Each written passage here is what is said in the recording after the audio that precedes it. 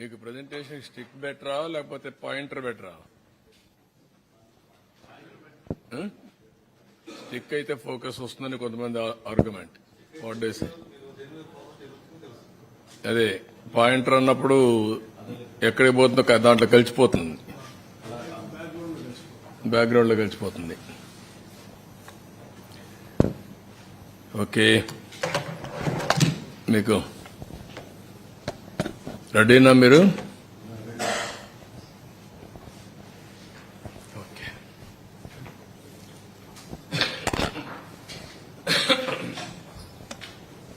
అందరికీ నమస్కారాలు. రాష్ట్ర ప్రజలందరికీ కూడా మనస్ఫూర్తిగా నమస్కారాలు, అభినందనలు. ఈరోజు అతి ముఖ్యమైన సబ్జెక్టు అవినీతి అనేది సహజ వనరులు ఏ విధంగా దోచుకోగలుగుతారు, అదే మరి పర్యావరణానికి కూడా ఏ విధంగా ముప్పు తెస్తారనేది చాలా ముఖ్యమైన విషయం ఇది. అందుకనే చాలా డిపార్ట్మెంట్ క్రియేట్ చేసుకున్నాం. ప్రభుత్వం చెక్స్ అండ్ బ్యాలెన్సెస్ పెట్టుకొని పర్యావరణానికి ఎక్కడా ముప్పు రాకుండా తద్వారా సహజ వనరుల్ని సద్వినియోగం చేసుకోవడానికి ముందుకు పోతాం. కానీ ప్రభుత్వం వచ్చిన తర్వాత మీరు చూస్తే దేన్ని వదిలిపెట్టలేదు, పంచభూతాల్ని మింగేసే పరిస్థితికి వచ్చారు. ల్యాండ్స్ విషయంలో చాలా పెద్ద ఎత్తున ఈ ఆధునిక ప్రపంచంలో అభివృద్ధి చెందే క్రమంలో భూములకు విలువ పెరుగుతుంది. అలాంటి భూములన్నీ పెద్ద ఎత్తున లిటిగేషన్ క్రియేట్ చేసి కొట్టేయడం, భూగర్భ ఖనిజ సంపద కొన్ని వందల సంవత్సరాలు భూమిలో ఉండే కెమికల్స్ రియాక్షన్స్ కానీ అన్ని అవి ఖనిజ సంపద తయారవుతుంది. అలాంటి ఖనిజ సంపదని దోచేయడం, ఫారెస్ట్ని ఒక డిపార్ట్మెంటే ఒక సర్వీసే పెట్టుకున్నాం మనం. ఈరోజు Indian forest service, IAS IPS తర్వాత ఐఎఫ్ఎస్ ఉంది. ఎప్పుడు కూడా ఫారెస్ట్ అంతా కూడా చాలా కంట్రోల్ చేసి వాతావరణానికి ముప్పు రాకుండా పర్యావరణాన్ని పరిరక్షిస్తూ ముందుకు పోతారు. అలాంటి చూస్తే అడవులను కూడా ఇష్టానుసారంగా నిర్వీర్యం చేసే పరిస్థితికి వచ్చారు. ఎక్కడికక్కడ అడవులను కూడా ధ్వంసం చేసే పరిస్థితికి వచ్చారు. ఇవన్నీ కూడా బ్రాడ్గా మాకొచ్చిన సమాచారం, అది కూడా ప్రజలందరికీ విజ్ఞప్తి చేస్తున్నా. రికార్డులు అన్నీ ఉండవు, కొంతవరకే వచ్చాయి. వాస్తవంగా దీనికంటే కొన్ని రెట్లు, ఎన్ని రెట్లను కూడా చెప్పలేను. డబుల్ ఉన్నాయా, త్రిబుల్ ఉన్నాయా, 4 టైమ్స్ ఉన్నాయా, వాస్తవాలు అక్కడి నుంచి వస్తే తప్ప మనం అన్ని కూడా వాస్తవాలను ఎస్టాబ్లిష్ చేసే పరిస్థితులు లేవు. అది నేను అప్పీల్ కూడా చేస్తాను పబ్లిక్కి. వారు అప్పీల్ చేసిన తర్వాత ఏం చేయాలో నిర్ణయిస్తాం. నెక్స్ట్, ఇక్కడ ల్యాండ్ భూములు, అదే మరి మైన్స్ మినరల్స్, అదే మరిగా అటవీ సంపద, ఈ 3 విషయాలు కూడా కూలంకుషంగా ఈరోజు మనం చర్చిస్తున్నాం. నెక్స్ట్, ఇక్కడ చూస్తే ఒక వినూత్నమైన పందా ఎంపిక చేసుకున్నారు నేరస్తులు. అందులో కూడా ఆర్థిక ఉగ్రవాదులు ఎలాంటి పందాన్ని ఎంపిక చేసుకుంటారనుకోనికి ఇది ఒక ఉదాహరణ. ఇవన్నీ కూడా మీరు చూస్తే ఒక పక్క పట్టణ ప్రాంతాల్లో ఉండే భూములు, నేను ఎగ్జాంపుల్ మాత్రం ఇస్తున్నా, ఇంకా చాలా ఉన్నాయి. కావలి, నెల్లూరు, ఏ టౌన్ చూసినా, ఈవెన్ ధర్మవరం మీరు చూశారు, మార్నింగ్ వాక్ ఏం చేశాడో. కాబట్టి అవన్నీ ఉన్నాయి. మా వాళ్ళు అవన్నీ కంపేర్ చేయలేకపోయారు, అవన్నీ కూడా కంపేర్ చేస్తాం. విశాఖపట్నం, ఒంగోలు, తిరుపతి, చిత్తూరు ఒకే స్టడీ, అంతవరకే ఇవ్వగలిగాం. అదే మరి కొత్తగా ఒక మెథడ్ ఎస్టాబ్లిష్ చేశారు. హౌస్ సైట్స్ పేరుతో ఎక్కడికక్కడ ఇష్టానుసారంగా అధికార దుర్వినియోగం చేసి అక్కడుండే భూమిని ముందే వీళ్ళు కొంటారు. ఒక స్మాల్ ట్రాన్సాక్షన్ చేస్తారు. ఆ ట్రాన్సాక్షన్ అబ్నార్మల్ గా చేస్తారు. అదే మార్కెట్ రేటుగా చూపిస్తారు. దానికి 2.5 టైమ్స్ డబ్బులు ఇస్తారు. అంటే ఇది ఒక పెద్ద ఫ్రాడ్ చేసే పరిస్థితికి వచ్చారు. అవి కూడా ఎక్స్ప్లెయిన్ చేస్తాం కొన్నిటి వరకు. ఇంకొక పక్కన వీళ్ళ ఆఫీసులకి ఇచ్చేటప్పుడు అన్ని ఆఫీసులకి ఇవ్వాలి. ఇక్కడుండే మీడియాకు కూడా మీకు కూడా ఎస్టాబ్లిష్ చేయలేకపోయారు. 22 ఆఫీసులు, 41 ఎకరా, ఎక్కడికక్కడ ఒక అడ్వాన్స్డ్ ప్యాలెస్లు కట్టేసే పరిస్థితికి వచ్చారు. ప్రజాస్వామ్యానికే గంతలు కట్టే పరిస్థితికి వచ్చారు. మీ అందరూ కూడా ఎవరు ఎక్స్పెక్ట్ చేయనటువంటి పరిణామం తీసుకొచ్చారు. ఇంకొక పక్కన అసైన్మెంట్ ఆఫ్ ల్యాండ్, అనర్హులకి, వీళ్ళ కార్యకర్తలకి, వీళ్ళ ఎమ్మెల్యేలు, వీళ్ళ బినామీలకి ఇష్టానుసారంగా అసైన్మెంట్ ఆఫ్ ల్యాండ్స్ అన్ని ఇన్ఎలిజిబుల్ పర్సన్స్కి ఇచ్చారు. ఇంకొక పక్కన మీరు చూస్తే అసైన్డ్ ల్యాండ్స్, ఇది చాలా నేరం పిఓటి కింద. అలాంటి భూమిని వేరే వాళ్ళు ముందు కల్టివేట్ చేసుకుని వాళ్ళు రికార్డ్ చేసుకుంటే దాన్ని ఫ్రీ హోల్డ్ చేసి రెగ్యులరైజ్ చేశారు. అంటే ఇది ఎంత ప్రమాదం అంటే అంత ప్రమాదం. అలాంటివి చేశారు. అదే సమయంలో ఇంకా లాస్ట్ కొంచెం రీసర్వే పేరుతో భూముల బౌండరీసే మార్చేశారు.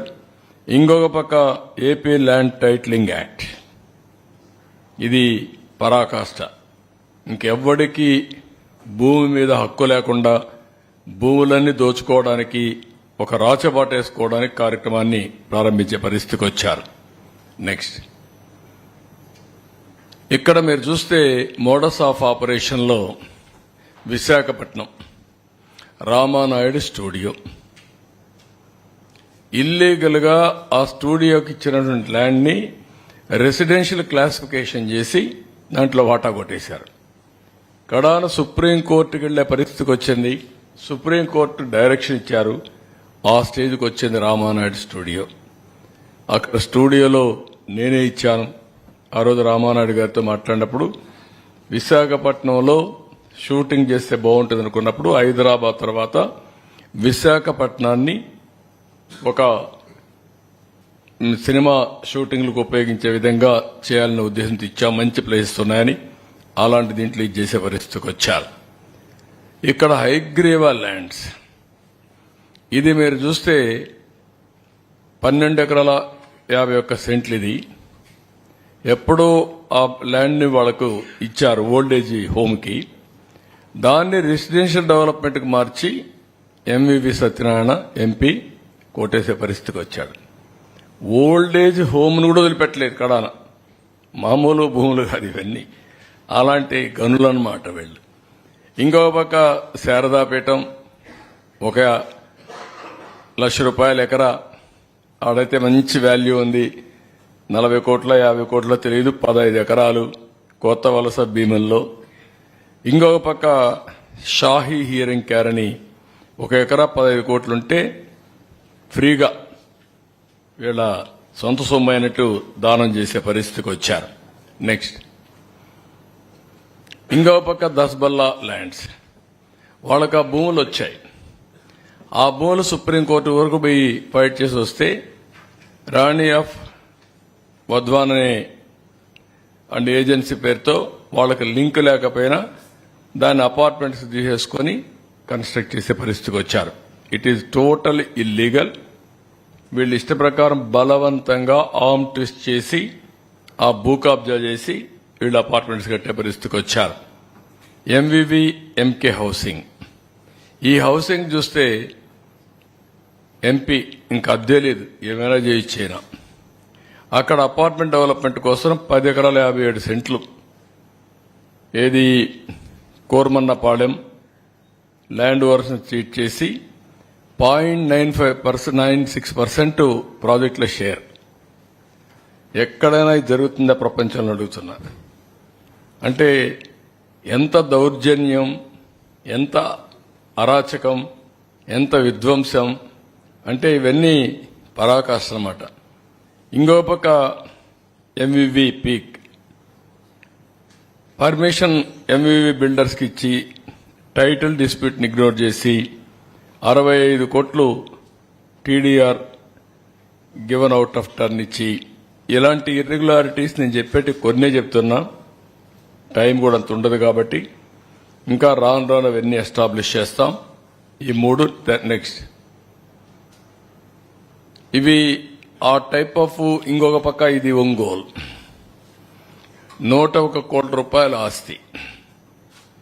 ఇక్కడ కూడా ఎన్ని చేయాలనో అన్ని విధాలుగా ఫ్యామిలీ డిస్ప్యూట్స్ అని, unclaimed private lands, empty sites, government lands ఇవన్నీ గ్రాప్ చేసి created fake documents, fake will, partition deed, DK patta, family member certificates, death certificates, land conversion certificates, GPA, sale deeds ఇలాంటివన్నీ చేసి అన్నీ కూడా ఎక్కడికక్కడ గోల్మాలలు చేసి మొత్తం ఇది చేస్తే ఇటీవల ఒక కేసులు పెట్టారు.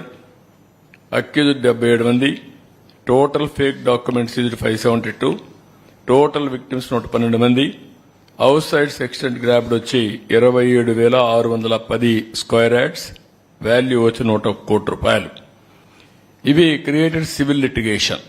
అన్ని ఫేక్ డాక్యుమెంట్ చెప్పి ఇష్టానుసారంగా చేసి బలవంతంగా లాక్కున్న పరిస్థితి పెద్ద ఇష్యూ అయింది. ఇది కూడా ఇన్వెస్టిగేషన్ లో ఉంది యాజ్ ఆన్ టుడే. నెక్స్ట్ ఇది ఎంత దర్జాగా మీరు చూడండి, ఫ్లాగ్ పెట్టేసి ఇష్టానుసారంగా ఎక్కడికక్కడ కబ్జా చేసే పరిస్థితికి వచ్చారు, ప్రొక్లైమ్స్ పెట్టి మరి. నెక్స్ట్ ఇక్కడ తిరుపతికి ఒక విచిత్రమైన పరిస్థితి ఉంది. ఇవన్నీ సెటిల్మెంట్ ల్యాండ్స్ తిరుపతిలో, లేకుంటే మఠం భూములు కూడా ఉన్నాయి అక్కడ. ఈ భూముల్ని ఇష్టానుసారంగా 22A ఉపయోగించి వీడు కొట్టేసే పరిస్థితికి వచ్చారు. మామూలు 1-2 కాదు, మొత్తం తిరుపతి, రేణిగుంట ఏరియా అంతా మీరు చూసి చిత్తానూరు ఏరియా అంతా మొత్తం కూడా డిస్ప్యూటెడ్ ల్యాండ్, అవన్నీ సెటిల్మెంట్ ల్యాండ్స్, ఇవన్నీ ఇష్ట ప్రకారం కొట్టేశారు. నేను కొన్ని ఎగ్జాంపుల్ మాత్రం ఇస్తున్నా. 4.5 ఎకరాలు కాలువ పరంబోక్ చిత్తానూరులో, తిరుపతి రూరల్ మండలం.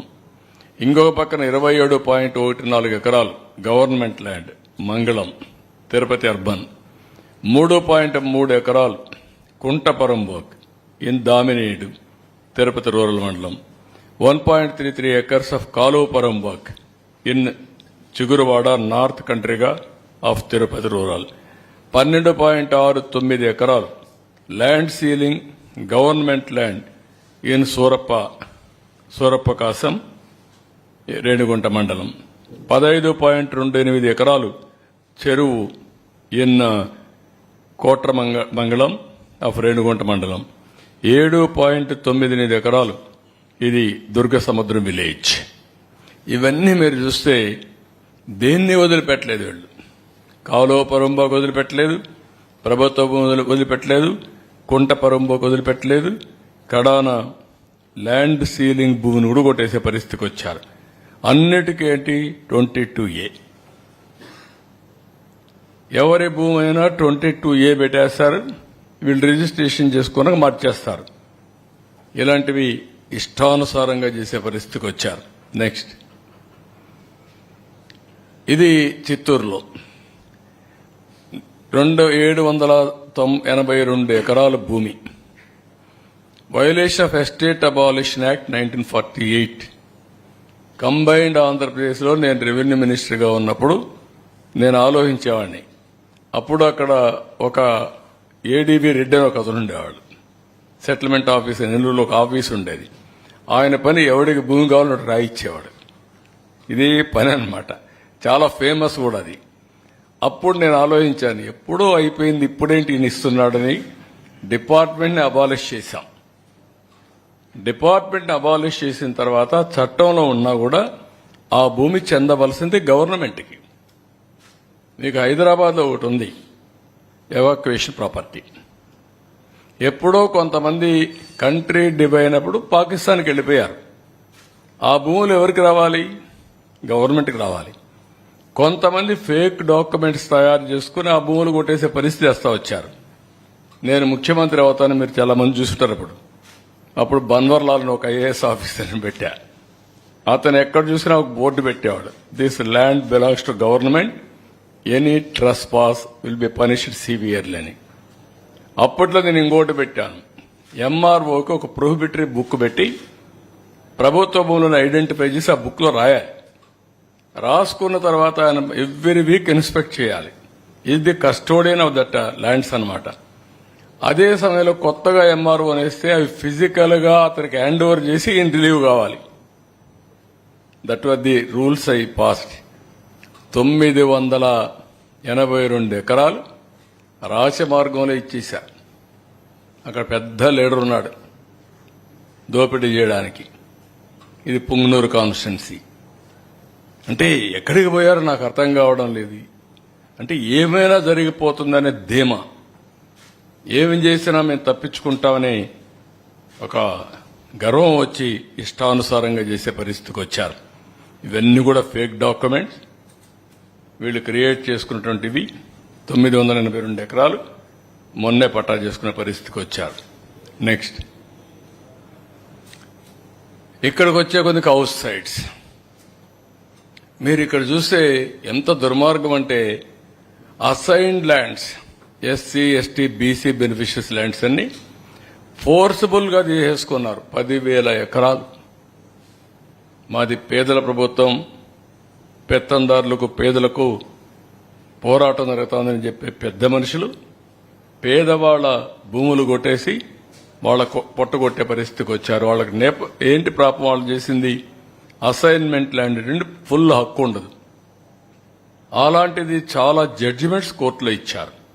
ఒకసారి అసైన్మెంట్ ల్యాండ్ ఇచ్చిన తర్వాత గవర్నమెంట్ తీసుకోవాలన్నా కాంపన్సేషన్ ఇవ్వాలి, లీగల్ గా ప్రొసీడ్ కావాలి తప్ప హై హ్యాండ్ గా బిహేవ్ చేయకూడదని చాలా స్పష్టంగా చెప్పిన 10,000 ఎకరాలు లాక్కునే పరిస్థితికి వచ్చారు. ఇంకొక పక్కన నేను ముందే చెప్పాను, వైసీపీ లీడర్స్ హౌసింగ్ కాలనీ ఎక్కడ రావాలో వాళ్ళే డిసైడ్ చేస్తారు. ముందుగా ఒక భూమి కొంటారు, ఆ భూమికి ప్రైస్ డిసైడ్ చేస్తారు. దానికంటే 2.5 times రేట్ ఎక్కువ వస్తుంది. ఈ విధంగా పెద్ద ఎత్తున చేశారు. ఇంకో పక్కన ప్రొహిబిటెడ్ ల్యాండ్స్, ఆవా భూములు, క్యాటిల్ పొరంబోకులు ఎప్పటి నుంచో చిన్నప్పటి నుంచి మేము చూసేవాళ్ళం. ఊర్లలో పశువుల్ని తీసుకుపోవాలంటే ఎక్కడా జాగలేకపోతే అక్కడ గవర్నమెంట్ ల్యాండ్ క్యాటిల్ పొరంబోకు ఉంటుంది, అక్కడ పెట్టుకునేవాళ్ళంతా ఊరంతా అన్నమాట. ఒకప్పుడు ఊర్లలో సంతల మారిగా అన్నమాట ఇవన్నీ. అలాంటివన్నీ కూడా ఇచ్చేసే పరిస్థితికి వచ్చారు. Unsuitable land assigned, low lying land, lands very far away from village, శ్మశానాలు లేకుంటే పొలాలకు పోయే భూములు, ఇవన్నీ కూడా ఇచ్చే పరిస్థితికి వచ్చారు.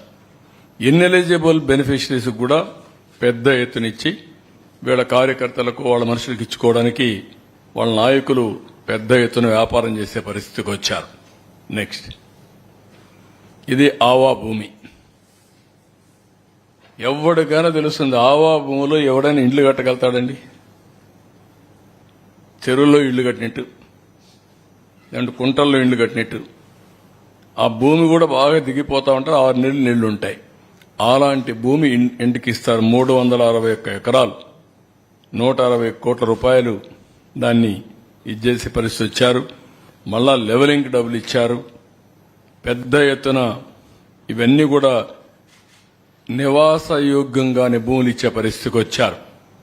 ఇంకొక పక్కన మీరు చూస్తే ఇక్కడ ల్యాండ్స్ అక్వైర్డ్ హై రేట్స్, 256 ఎకరాలు 185 crores కి గుడివాడలో పెద్ద ఎత్తున ల్యాండ్ అక్వైర్ చేశారు. 73 ఎకరాలు 51 కోట్లకి కేసరపల్లిలో ఇక్కడ చేశారు. దీనికైతే మీరు చూస్తే 5 times ఎక్కువ ఇచ్చారు. మార్కెట్ రేటు కంటే 5 times ఎక్కువ రేట్లు ఇచ్చి అక్వైర్ చేసే పరిస్థితికి వచ్చారు. కడాన మ్యాంగ్రోవ్ ఫారెస్ట్, రాష్ట్రం అంతా సీ కోస్ట్ లో సైక్లోన్ వచ్చినప్పుడు ఫస్ట్ ప్రొటెక్షన్ వాల్ ఉండాలనే ఉద్దేశంతో ఈ మ్యాంగ్రోవ్ ప్రమోట్ చేస్తాం. అది కూడా డ్యామేజ్ చేసే పరిస్థితి వస్తే కడాన కోర్టుకు స్టేజ్ ఇచ్చే పరిస్థితికి వచ్చాం. నెక్స్ట్ ఇక్కడికి వచ్చినప్పుడు వీళ్ళ ఆఫీసులు జీవో నెంబర్ 340 ఉపయోగించుకుని 2 ఎకరాల వరకు ఇచ్చారు. 33 ఏళ్లు లీజ్ ఇచ్చారు. ఇందులో 40.78 ఎకరాలు మొత్తం భూమిని 26 జిల్లాల్లో ఇచ్చారు. నియర్లీ మార్కెట్ వాల్యూ ఇవన్నీ చూస్తే 300 కోట్లు ఉంటుంది. మార్కెట్ వాల్యూ కంటే రిజిస్ట్రేషన్ వాల్యూ అంత ఉంటుంది. ఇంకో పక్క వీళ్ళు ఏమనుకుందారు నాకు తెలియదు కానీ పర్మిషన్ లేకుండా బిల్డింగ్లు కట్టడం, బిల్డింగ్లు కట్టి ఇది తప్పు అంటే దాని మీద రోడీని చూపించడం. ఎక్కడికి పోతున్నారు నాకైతే అర్థం కావడం లేదు. అంటే భయం లేదు. గవర్నమెంట్ అంటే చట్టాన్ని చూస్తే ఏమాత్రం కూడా లెక్కలేనితనం, ఇష్టానుసారంగా చేసే పరిస్థితికి వచ్చారు. ఇంకొక పక్క construction in Tadepalli irrigation department చాలా స్పష్టంగా చెప్పారు, ఇది ఇవ్వడానికి వీలు లేదు అని చెప్పినా వైలేట్ చేసి ఇచ్చే పరిస్థితికి వచ్చారు. నెక్స్ట్ ఇంకొక పక్కన మీరు చూస్తే ఇది దగ్గర 8,086 ఎకరాలు, 8,086 మందికి 13,081 ఎకరాలు భూమి ఇచ్చే పరిస్థితికి వచ్చారు. దీని వాల్యూ మినిమం 1,300 కోట్లు ఉంటుంది. పేదవాళ్లకు చెందవలసిన భూమి వైఎస్ఆర్ కాంగ్రెస్ జిల్లాలో 3,357 మందికి 5,796 ఎకరాలు, కర్నూలులో 856 మందికి 1,145 ఎకరాలు, అనంతపురంలో 3,471 మందికి 5,554 ఎకరాలు, అన్నమయ్య జిల్లాలో 84 మందికి 103 ఎకరాలు, అదే మరి నంద్యాలలో 318 మందికి 483 ఎకరాలు. మొత్తం కలిసి మీరు చూస్తే 8,086 మందికి 13,081 ఎకరాలు, 1,300 కోట్ల రూపాయలు మినిమం. దానికంటే ఎక్కువే వాల్యుయేషన్ ఉంటుంది. అంత భూమి దారాదత్తం చేసే పరిస్థితికి వచ్చారు. నెక్స్ట్ ఇంకొక పక్కన మీరు చూసినప్పుడు ఇది కొత్త method, assigned lands. Assigned land అంటేనే ఆ బాధితుడికి ప్రొటెక్షన్. పేదవాళ్లకు భూములు ఇస్తాం, వాళ్ళు అమ్మేసుకుంటున్నారు, వాళ్ళ దగ్గర నుంచి వేరే వాళ్లకు బదిలీ అయిపోతున్నాయి. అలాంటప్పుడు అసైన్డ్ అంటే ఎవరైనా కానీ రాసుకున్నా అది చెల్లదు, రిజిస్ట్రేషన్ చేసుకున్న చెల్లదు, అది నేరం కూడా.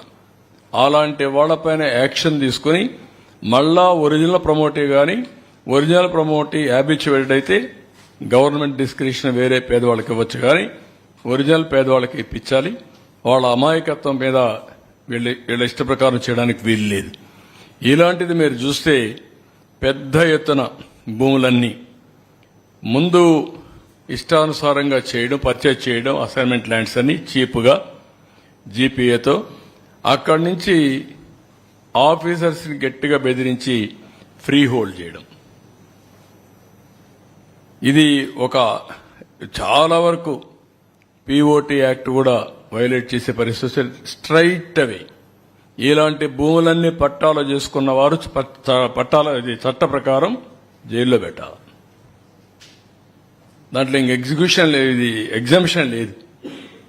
ఎంత దుర్మార్గం అంటే ఇదే మార్గ అసెంబ్లీలో మీరు చూసుంటారు. కంబైన్డ్ ఆంధ్రప్రదేశ్లో 600 ఎకరాలు భూమి ఇడుపులపాయలో ఇదే మారిగా పేదవాళ్ల భూములన్నీ పట్టాలు చేసుకుంటే మేము ఆ రోజు సర్వే చేపించి హెలికాప్టర్ పంపించి, ఇది డ్రోన్ పంపించి హెలికాప్టర్ పంపించి మొత్తం ఫోటోలను తీసుకొచ్చాం, విమానం పంపించి మొత్తం సర్వేలు తీసుకొచ్చాం.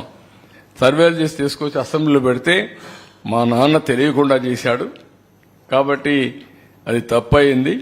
ఇప్పుడు చెప్తున్నాను, నేను దాని మొత్తం భూమి అంతా కూడా గవర్నమెంట్కి ఇచ్చేస్తానని చెప్పి దానికోసం ఒక అమ్యూనిటీ స్కీమ్ ఒకటి అనౌన్స్ చేశాడు. ఎవరైనా తెలియకుండా మీరు భూమి కానీ మరి పట్టా చేసుకోవాలంటే మీరు కూడా ఇచ్చేయండి, మీ మీద కూడా కేసులు ఉండవని. ఇప్పుడు వీళ్ళు ఏమన్నా నాకైతే అర్థం కావడం లేదు. ఆ రోజు మేము ఫైట్ చేశాం, ఈ రోజు కూడా ఇవన్నీ చేసి ఎవరైతే తప్పు చేయని వాళ్ళపైన కేసులు పెడతారు, ఇలాంటి ఇష్టానుసారంగా లూటీ చేస్తూ ఇష్టానుసారంగా ముందుకు పోయే పరిస్థితికి వచ్చింది. నెక్స్ట్ ఇక్కడ మీరు చూడండి, జనరల్గా రాజముద్ర అది ఆంధ్రప్రదేశ్ ప్రభుత్వం. ఇక్కడేంటి, దీని మీదనే పెద్ద ఎత్తున మేము పోరాడాం. శాశ్వత భూ హక్కు మరియు భూరక్ష పథకం. ఏదో ఈయనిచ్చినట్టు ఆ భూమిని తరతరాలుగా వారసత్వంగా భూమి వచ్చింది, కష్టార్జితం భూమి వచ్చింది. ఆ భూమి అతను కొనుక్కుంటే ఈయన ఫోటో వేసుకొని ఊరిగే పరిస్థితికి వచ్చాడు. ఇవన్నీ కూడా ఒక మనిషి యొక్క అహంభావం. నాకు ఎదురు లేదు, నా ఇష్ట ప్రకారం చేస్తాను, ఏం చేస్తే చెల్లుబాటు అవుతుంది అనే అహంభావంతో వివరిస్తూ వచ్చారు. దీని ఖర్చు 13 కోట్లు. అంటే పబ్లిసిటీ పిచ్చి పరాకాష్ట. ఆ పిచ్చికి కూడా అద్దులుంటాయి. భూమి వాళ్ళ సొంతం, వాళ్ళ తల్లిదండ్రులు, వాళ్ళ కష్టార్జితం, దానిపైన ఈయన ఫోటో బలవంతంగా వేసి ఇవ్వడం. అంటే ఇది క్లియర్గా ప్రభుత్వ అధికార యంత్రాంగాన్ని, ప్రభుత్వ అధికారాన్ని దుర్వినియోగం చేయడం ఇష్టానుసారంగా. నెక్స్ట్ ఇంకొక పక్కన ఇది వైఎస్ఆర్ ఆయన ఫోటోలు సర్వే చేసి సర్వే రాళ్ల పైన ఆయన బొమ్మ వేసుకోవాలని మళ్ళా పేరు వేసుకున్నాడు. ఆ బొమ్మ వేసుకుంటే కొంతమంది సజెస్ట్ చేశారని, ఇది నవ్వులాట కాదు, సజెస్ట్ చేశారని. చనిపోయిన తర్వాత బొమ్మ వేసుకుంటారు. నువ్వు వేసుకొని అక్కడ పొలాల్లో పెడుతున్నావు, నువ్వు చనిపోయావనుకుంటారు అని చెప్తే పేరు పెట్టాడు. ఈ పేర్లు చూడండి మీరు.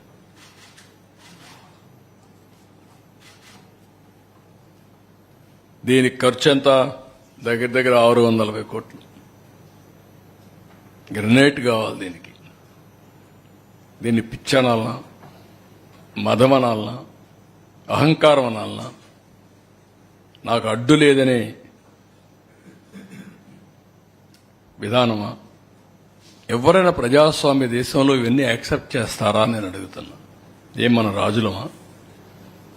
మనకిచ్చింది ఒక ట్రస్టీగా 5 సంవత్సరాలు పరిపాలించమని, ప్రజాధనానికి, ప్రజల ఆస్తులకి రక్షణగా ఉండమని మనకు అధికారం ఇచ్చారు తప్ప పెత్తందారీ వ్యవస్థలో ఇష్టప్రకారం చేసి 640 కోట్ల రూపాయలు తగలబెట్టే పరిస్థితికి వచ్చారు. ఇంకా కలర్స్ అయితే చాలా ఉన్నాయి, అవి కూడా పెట్టాల్సింది ఇప్పుడు కాదు, నెక్స్ట్ టైం అవన్నీ వస్తాయి. నెక్స్ట్ ఇంకా సరే, లాస్ట్కి వచ్చే కొందికి ఇంకా పెద్ద స్కెచ్ వేశాడు. మనందరి జుట్టు ఆయన చేతల్లో పెట్టుకోవాలనుకున్నాడు. కడాన ల్యాండ్ టైటిలింగ్ యాక్ట్. ఇది చూస్తే, ఈ యాక్ట్ చూస్తేనే భయంకరం. మొత్తం నీతి ఆయోగ్ చెప్పింది నేను చేశా అన్నాడు. దేశంలో ఎక్కడా ఈ చట్టం అమలు కాలేదు. ప్రజల ఆస్తులందరూ కూడా భయపడిపోయే పరిస్థితికి వచ్చారు. ఇది చూసిన తర్వాత మీరు చూస్తే నో అపీల్స్, సివిల్ కోర్ట్సే లీవ్, నేరుగా హైకోర్టుకే వెళ్ళాలి. ఇంకొక పక్కన దీంట్లో మనం చూసినప్పుడు ప్రైవేటు వ్యక్తులను కూడా ల్యాండ్ టైటిలింగ్ ఆఫీసర్గా పెట్టుకోవచ్చు. అంటే ఆయన సాక్షిలో పనిచేసిన పెడతాడు. మన సాక్షిలో పనిచేసిన గవర్నమెంట్లో పెట్టాడు. అదే మరి వాళ్ళ గుమస్తాలందరినీ తీసుకుని పెట్టుకునేవాడు. అంటే ఎంత అహంభావం. అందుకే ఈ యాక్ట్ని ఫస్ట్ క్యాబినెట్లోనే తీసుకొచ్చాం, రద్దుకు రికమెండ్ చేశాం, దాన్ని రద్దు చేస్తున్నాం. కానీ ప్రజలకు తెలియాలి, ఆ యాక్ట్ యొక్క వివరాలు ప్రజలు చర్చించాల్సిన అవసరం ఉంది. అందులో ఉండే దురుద్దేశాలని అర్థం చేసుకోవాలని చెప్పి నేను కోరుతున్నా. నెక్స్ట్, మొత్తం యాజ్ ఆన్ టుడే ఇవన్నీ కూడా పైలట్ ప్రాజెక్ట్ అనుకోండి, ప్రూఫ్ ఆఫ్ కాన్సెప్ట్ అనుకోండి, కొన్ని వివరాలే మాత్రం వచ్చాయి. ఈ వివరాలన్నీ మీరు చూస్తే విశాఖపట్నంలో 40,000 ఎకరాలు, 40,000 కోట్లు మేము ఆ రోజు చెప్పింది అంత ఉంటుంది. ఇప్పుడు దీంట్లో వచ్చినట్టే మాత్రం 4,469 కోట్లు. ఈ 6 కేసులు నేను ఎస్టాబ్లిష్ చేసిన కేసులు. ప్రకాశంలో 101 కోట్లు, తిరుపతి 270 కోట్లు, ఇంకా చాలా ఉంటుంది, కొన్ని వేల కోట్లు ఉంటుంది తిరుపతి. చిత్తూరు 99 కోట్లు. Excessive rate for house sites కి ఇచ్చింది 6,000 కోట్లు. మా వాళ్ళు ఇప్పుడు వచ్చింది మాత్రం 2,850 కోట్లు. అదే మరి ఆఫీస్కి ఇచ్చింది 300 కోట్లు. ల్యాండ్ ఇన్ఎలిజిబుల్, అర్హులు కాని వారికి ఇచ్చిన ల్యాండ్ 1,300 కోట్లు. Fresh hold rights, assignment lands ని ఫ్రెష్ హోల్డ్ గా మార్చింది 14,830 కోట్లు. డాటెడ్ ల్యాండ్స్, ఇవన్నీ కూడా ఇల్లీగలీ ఫ్రీ హోల్డ్ చేసింది 6,189 కోట్లు. ఇంకొక పక్కన పట్టా మేడ్ ఇల్లీగలీ ఫ్రెష్ హోల్డ్ చేసింది ఇది 102 కోట్లు. ఇదేమిది షర్తగొల్ శక్తిగల అనే పటా ఉంది, అవనగడ్డలో ఉంది. కొన్ని ఏరియాల్లో కొన్ని అప్పుడు ఉండే ఇదంతా స్పెసిఫికేషన్స్ ప్రకారం సర్వీస్ ఇనామ్ మేడ్ ఇల్లీగల్ ఫ్రీ హోల్డ్ చేసి 4,105. అంటే చట్టాలు చేశారు, చట్టాలు లేవు, అది గవర్నమెంట్కి రావాలి. వీళ్ళు ఆ చట్టం ప్రకారం ఎగ్జామ్షన్స్ కూడా ఇచ్చేశారు. ఏదైనా సరే ఆ ల్యాండ్ కొట్టేయడంలో సిద్ధహస్తులు వీళ్ళు ఎన్ని ఉన్నాయో అన్ని వైలేషన్ జరిగాయి. ఇది నేను ఒకటే ప్రజలందరికీ విజ్ఞప్తి చేస్తున్నా, ఇంకా మీ భూములు ఒకసారి చెక్ చేసుకోండి. ఎవరైనా మీ భూమి కబ్జా చేసి ఉంటే 22A మార్చి కానీ ల్యాండ్ టైటిలింగ్ ఇది కానీ బలవంతంగా లాక్కున్నా ఏది చేసినా మీరు కంప్లైంట్ ఇవ్వండి, నేరుగా అప్రోచ్ అవ్వండి. మీ భూమి మీకు ఇప్పించే బాధ్యత మాది. అదే మరి ఎవరైతే ఈ తప్పుడు పని చేశారో వాళ్ళని పనిష్ చేస్తాం చట్ట ప్రకారం. తద్వారా మీకు న్యాయం చేపిస్తాం. ఇలాంటి జరిగినప్పుడు భవిష్యత్తులో ఇంకొకరు చేయకుండా ఉండాలి అంటే కఠిన శిక్షలు అవసరం. మళ్ళీ మీరు కూడా ధైర్యంగా ముందుకొచ్చి మీ భూమి పరిరక్షించుకుంటే భవిష్యత్తులో ఎలాంటి చేయాలంటే కూడా ఎవడైనా భయపడతాడు. ఈ విషయంలో చాలా స్పష్టంగా ఉండమని అప్పీల్ చేస్తున్నా. రాష్ట్రంలో చాలా జరిగాయి. ఇక్కడే చిన్న చిన్న విషయాలు ఇక్కడ చెప్పలేకపోయాం. విశాఖపట్నంలో ఒక అతనైతే ల్యాండ్ ఓన్గా కొనుక్కుంటే ఆయన ఎంత హెరాస్ చేశారో కడాన సుప్రీంకోర్టు వరకు పోయే పరిస్థితి వచ్చింది. రంగనాయకమ్మ ఆస్తి కొట్టేస్తే హైదరాబాద్ పోయి షెల్టర్ తీసుకుని మొన్నటి వరకు బతికి ఇప్పుడు మళ్ళా వస్తే అది ఇచ్చే పరిస్థితికి వచ్చాం. ఎవరైనా సరే మీ ఆస్తులు కబ్జా చేసి ఉంటే మాత్రం అక్రమంగా లాగేసుకుని ఉంటే మీరు కంప్లైంట్ చేయండి. మీకు ఇప్పించే బాధ్యత. అవసరమైతే అలాంటి వారికి న్యాయం కోసం ఏదైనా 10 రూపాయల ఖర్చు అయితే పెట్టి అవసరమైతే చట్టాన్ని మార్చి, అందుకే మేము వచ్చాం. నెక్స్ట్ అందుకే నేను ఈరోజు ఒక పని చేస్తున్నాం. ఇలాంటి ఫ్రాడ్ అంతా కూడా విలువ ఈరోజు మాకు వచ్చింది మాత్రం 35,576 కోట్లు. అదే మాదిరిగా దీన్ని మొత్తం చూస్తే ఇంకా ఎక్కువ ఉంటుంది. అంతేకాకుండా గవర్నమెంట్ వాళ్ళందరినీ కంప్లైంట్ ఇవ్వమంటున్నాం. దీనికోసం ఒక చట్టం తీసుకొస్తాం. ఏపీ ల్యాండ్ గ్రాబింగ్ యాక్ట్ గుజరాత్లో తీసుకొచ్చారు. గుజరాత్ ల్యాండ్ గ్రాబింగ్ యాక్ట్ 2020 గుజరాత్లో తీసుకొచ్చారు. ఇందులో ప్రూవ్ చేసుకునే బాధ్యత ఎవడైతే కబ్జా చేశారో వాళ్ళపైన ఉంటుంది. బాధితుల కాదు, ఎవరైతే హై హ్యాండ్గా బిహేవ్ చేసిన వాళ్ళపైన ఉంటుంది. ఈ చట్టం అప్హెల్డ్ చేశారు. ఈ చట్ట ప్రకారం పనిష్ చేస్తాం. ఈ చట్టాన్ని కూడా తీసుకొస్తాం. వీలైనంత తొందరలో తీసుకొచ్చి మళ్లీ చెప్తాను, ఏపీ ల్యాండ్ గ్రాబింగ్ యాక్ట్ తీసుకొస్తాం on the lines similar to Gujarat land grabbing act 2020. అది తీసుకొచ్చి మొత్తం పనిష్ చేస్తాం. No question of excuse. ఎవరిని వదిలిపెట్టాం, కఠినంగా శిక్షిస్తాం. నెక్స్ట్ ఇంకో పక్క రెండోది మొత్తం మైనింగ్ సంపద, భూగర్భ ఖనిజ సంపద మొత్తం దోచేయడానికి ఎన్ని విధాలు చేయాలన్న విధాలు చేసే పరిస్థితికి వచ్చారు. ఇక్కడ కూడా మీరు చూస్తే ఒకటి modus of ఆపరెండి for looting of mineral wealth case sketches వేశారు. ఒక్క ఇల్లీగల్ శాండ్ మైనింగ్ లో మా వాళ్ళు 7,000 ఉన్నారు, కానీ ఇంకా చాలా ఉంటుంది. సంవత్సరానికి 3-4 వేల కోట్లు దోచేసే పరిస్థితికి వచ్చారు. అదంతా కూడా డాక్యుమెంటేషన్ అంతా కూడా ఉంది. అది కూడా ఎక్స్ప్లెయిన్ చేస్తాం. అదే మరిగా మినరల్ సీనరేజ్ అవన్నిటి కూడా మ్యానిపులేట్ చేశారు. ఇంకొక పక్కన చూస్తే 19-24 ఎట్లా పెరిగింది, 24 ఏ విధంగా వీళ్ళు కబ్జా చేశారు, 14-19 ఏ విధంగా గ్రోత్ ఉంది, అవి కూడా కంపేర్ చేస్తున్నాం. ఇంకొక పక్కన ఇది చాలా ముఖ్యం, ఎక్కడికక్కడ మైనింగ్ క్వారీ లీజ్ చేస్తున్నాయి. ఎన్ని మార్గాలు ఉంటాయో అన్ని మార్గాలు చేశారు. నయానా భయానా ఫైన్స్ వేసి, ప్రొహిబిటివ్ ఫైన్స్ వేసి ఆపరేట్ చేయలేని పరిస్థితి తీసుకొచ్చి హస్తగతం చేసుకున్నారు. ముందు మర్యాద చెప్తారు, ఇచ్చేస్తే తీసేసుకుంటారు, లేకపోతే బెదిరిస్తారు, లాగేసుకుంటారు. బెదిరింపుకు కూడా భయపడకపోతే అబ్నార్మల్ గా ఫైన్ వేస్తారు. వాడు ఆ ఫైన్ భరించలేక క్లోజ్ చేసేస్తారు. ఇట్లా వేరియస్ మార్గాలు చేశారు. అవన్నీ నేను ఎక్స్ప్లెయిన్ చేస్తాను. Penalising, stopping of work components, mining without lease, forest ఏరియాలో చేయడం, మొత్తం ఇది రఫ్గా ఒక 20,000 కోట్లకు ఉన్నాం, కానీ 20,000 కోట్లు కూడా ఇది తక్కువ అవుతుంది. ఎగ్జాక్ట్గా మీకు సెటిలైట్ మ్యాప్స్ ఉంటాయి, గూగుల్ మ్యాప్స్, అవన్నీ తీసుకుంటే పీరియాడికల్గా కేసులన్నీ ఎస్టాబ్లిష్ అవుతాయి. ఎవరు చేశారో అవన్నీ అసెస్ చేసే పరిస్థితి వస్తుంది. లేటెస్ట్ టెక్నాలజీ ఉపయోగించి మొత్తం ఇన్వెస్టిగేషన్ చేసి రెస్పాన్సిబిలిటీ, అకౌంటబిలిటీ ఫిక్స్ చేస్తాం. ఎవరు ఫెయిల్ అయినా, ఎవరు దోచుకున్నా అవన్నీ ఫిక్స్ చేసి ఏ విధంగా చర్యలు చేయాలో చేస్తాం. నెక్స్ట్, ఇక్కడ మీరు చూస్తే శాండ్ మైనింగ్ చాలా పెద్ద ఎత్తున చేశారు. మొత్తం పర్యావరణం, ఈరోజు కూడా సుప్రీంకోర్టు చాలా కోప్పడి మళ్లీ ఆగస్టు 2కి పోస్ట్ చేసే పరిస్థితికి వచ్చారు. దీంట్లోనే 7,000 కోట్లు ఇంకా డబ్బులు కూడా ఎగ్గొట్టే పరిస్థితికి వచ్చారు. ఇంకొక పక్కన వయలేషన్స్, ఎన్విరాన్మెంట్ రెగ్యులేషన్స్ మొత్తం కూడా sand mining in reverse using heavy machinery వాడకూడదు. రిజర్వ్ ఫారెస్ట్ ల్యాండ్స్ అన్ని ఇది చేసే పరిస్థితికి వచ్చారు. Expired lease old dumps and యూనివర్సిటీలో కూడా ఆపరేట్ చేసే పరిస్థితికి వచ్చారు. అదే మరిగా ప్రైవేటు కూడా అప్పచెప్పే పరిస్థితి వచ్చారు. అవి కూడా మేము స్టడీ చేస్తున్నాం.